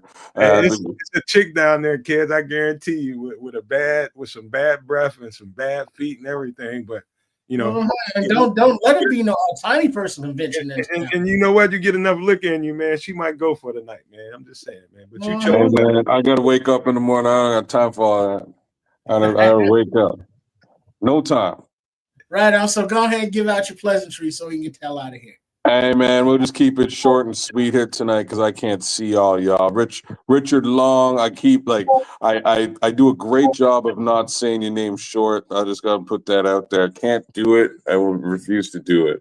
But shout out to you for being all over the chat. Sophisticated thoughts. What up, FFG? Thanks for your super chat there earlier on. We appreciate it. Thanks for supporting the network. AC Adams, shout out to you, King Booker. Patty Laura, who came through. Shout out to you. I saw the Crooked Commish some time ago. Shout out to you as well, Commish. We will get down soon enough. AC Adam is out there with us. Who else was out there? Andre Bryant was all over the chat today. Big ups to you, Andre. Thanks for coming through and spending some time with us. D-Rocket Dream Burns is out there. Shout out to you, D. Hey kids, don't forget to shout out Samo. His man's probably kicked in and knocked his ass out. Well, yeah, his meds probably did knock him out, right? And hopefully they did, because that means Samo's sleeping nice. Big shout outs to you. And like I say, try to counterbalance tomorrow, maybe with some weight. It was the best thing I could do, man, is counterbalance it. And if you can't do it with weight, do it with body weight. And that's tough as all hell. That's all I can tell you. White Ghost, shout out to you too. Ken Johnson. City Streets TV was all over the chat tonight, man. Thanks for coming through. By all means, like, share, subscribe on all three of our channels here. Kids of Canuck on YouTube. We are multi-streaming as per normal. We've got the Nomad Network, which is our home. Please, again, like, share, subscribe, comment on the episode here in either capacity. And by all means, check out the big homie underneath me. His name is Triple R. Sports Chicago style. He might be doing kung fu. He might be doing, there may be a guy cooking stuff up. Like you never know what's going on over there. It's always a fun time. That's for sure. Hey, Trip. Baby kids got that look on their face. Hey, did you caca? Did you caca?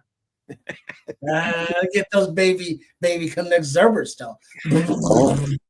I get those. Man, cheeks are crazy. Look at the jelly rolls and little baby fats. Look how me told that little dude.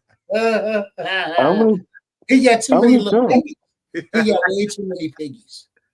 You missing your toe? You missing your big toe already? You got too many piggies. Get those baby Canuck Zerbers. I get those. 1, 2, 3, 4, 5, 6. Oh damn. They got extra stuff going on down there in the feet. But hey, all right, okay. So Kids of Canuck, that's the channel.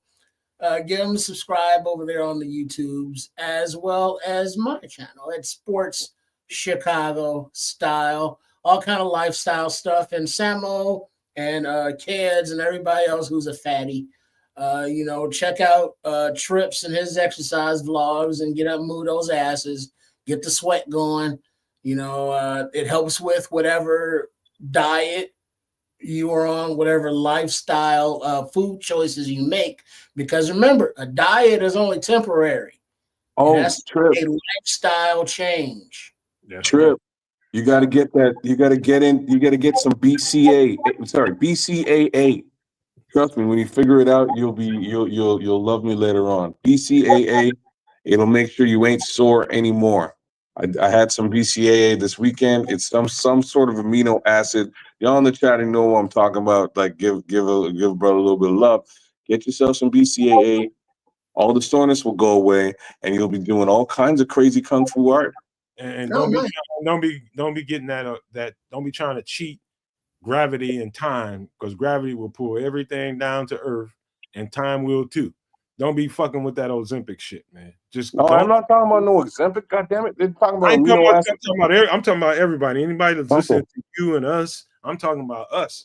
Don't be fucking with that shit, man. You better do it the right way. There's a certain podcast I know that took to that, and I'm just like, dog, I know it's immediate, and in people you're seeing it make a huge ass difference in people's lives, but there's definitely some side effects to that shit. Yeah, I've heard horror stories of that. yeah, I don't be fucking with nothing like that. But Oh, we try and do it not totally holistically, but we try and cut out the starches, the white sugars, the white flours, and things like that, the dairy. Replace it with the nut milks or the almond milks.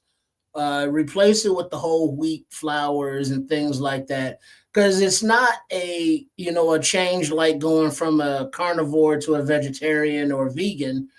It's just subtle changes that will add up over time and still allow you to enjoy the foods that you like eating. So, Hey, Trip. yeah. Can you say nut milks for me again, please? Oh, you want to sip on some don't say that again. nut milk? Coconut milk,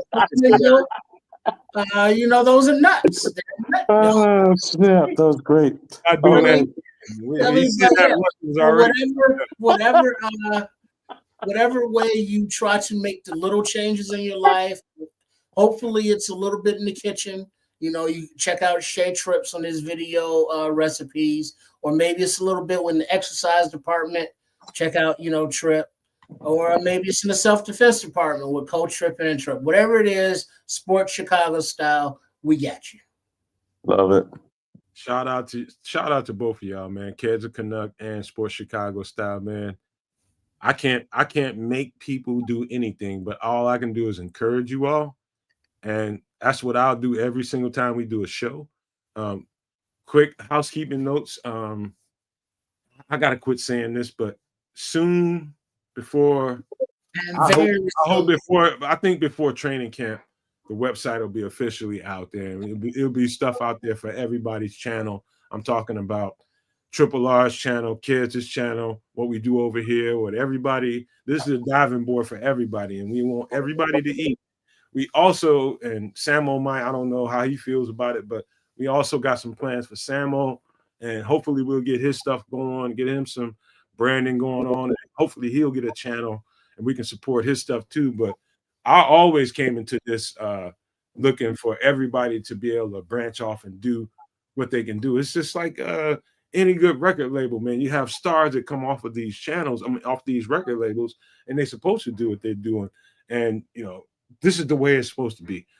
Everybody is supposed to be their own individual entity, their own individual brand. I believe that wholeheartedly. Nobody's supposed to ever be stuck in one place forever, man. I don't believe in that. And I'm glad these guys got their own stuff going on, and we're going to help feed these flowers, man. That's just what we're going to do. But one thing I would say before we get out of here, and this is just going to be totally off the cuff. And it was just something I was talking to my lady about earlier. And so we got some podcasters out here. So the NFL and other brands, the NBA, the NFL, different big entities out there that are every year they do these things to try to ingratiate themselves with different communities, whether it be whoever it is, LGBT community, big thing right there. And there's a podcaster that I used to watch on a regular basis. He's a football podcaster. He was a coach. And all of a sudden, he just went totally just disrespectful towards that community, just indiscriminately. I was just like, where is this coming from? So what you find out about people is their truth. And what I would say to you guys is, at a time in my life, and I'm just talking about, I'm going to give you guys a story before we get out of here, a quick one. There's a time in my life where I was kind of like that guy, where I was kind of anti anything that wasn't like me. And, I just lived that life being an ignorant person. And what I had to learn was you never know who comes into your life and will help you change and grow. That's the key to life. If you're not moving, if you're not growing, you're getting close to the hole that's already prepared for you. You're getting closer there. If you're not growing, you're getting closer to that hole. If you're not prospering, if you're not flowering and growing at the same time, you're getting real close to that fucking hole that's prepared for you guys. What I want to say to you guys is this story about this kid. I'll just call him Josh. All right. It's a kid. I'm in this facility in Ohio, and they get him in there. And I don't know if I said this, kid. You stopped me. I probably told you guys privately, but I'm going to tell this publicly because I can't. This kid, and he was obviously a gay kid. It was obvious. And I'm around a bunch of, I think, heterosexual kids. And whenever I was there, the kid saw like weakness finds strength, right? Like you get a kid that's weak and vulnerable, they will go and naturally gravitate to the strength around them because that's where they feel safe. When he saw me, he would naturally gravitate to me and follow me whenever I was there, he'd be right there. He'd be like my second shadow.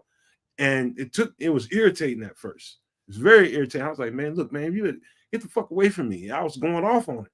I was like, man, and it got to a point, one of the female staff there told me, she was just like, why he gravitates towards you, right? And I was just like, I don't know, but the shit getting on my nerves.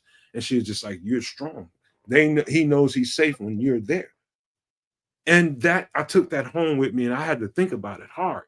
I was so dedicated to these young people that I was willing to give anything I had to make sure that they, ascended. And so this kid, that I had to get used to him always being around me because he was safe around me. Nobody would attack him when he was around me. But when I took my 2 days off, man, they would really take off on this cat, dude. They would really I come back, he'd have big eyes, busted mouth, got his nose broken, all kind of shit. It was really, really taking off on this cat and fucking him up. And one day I just got sick and tired of it.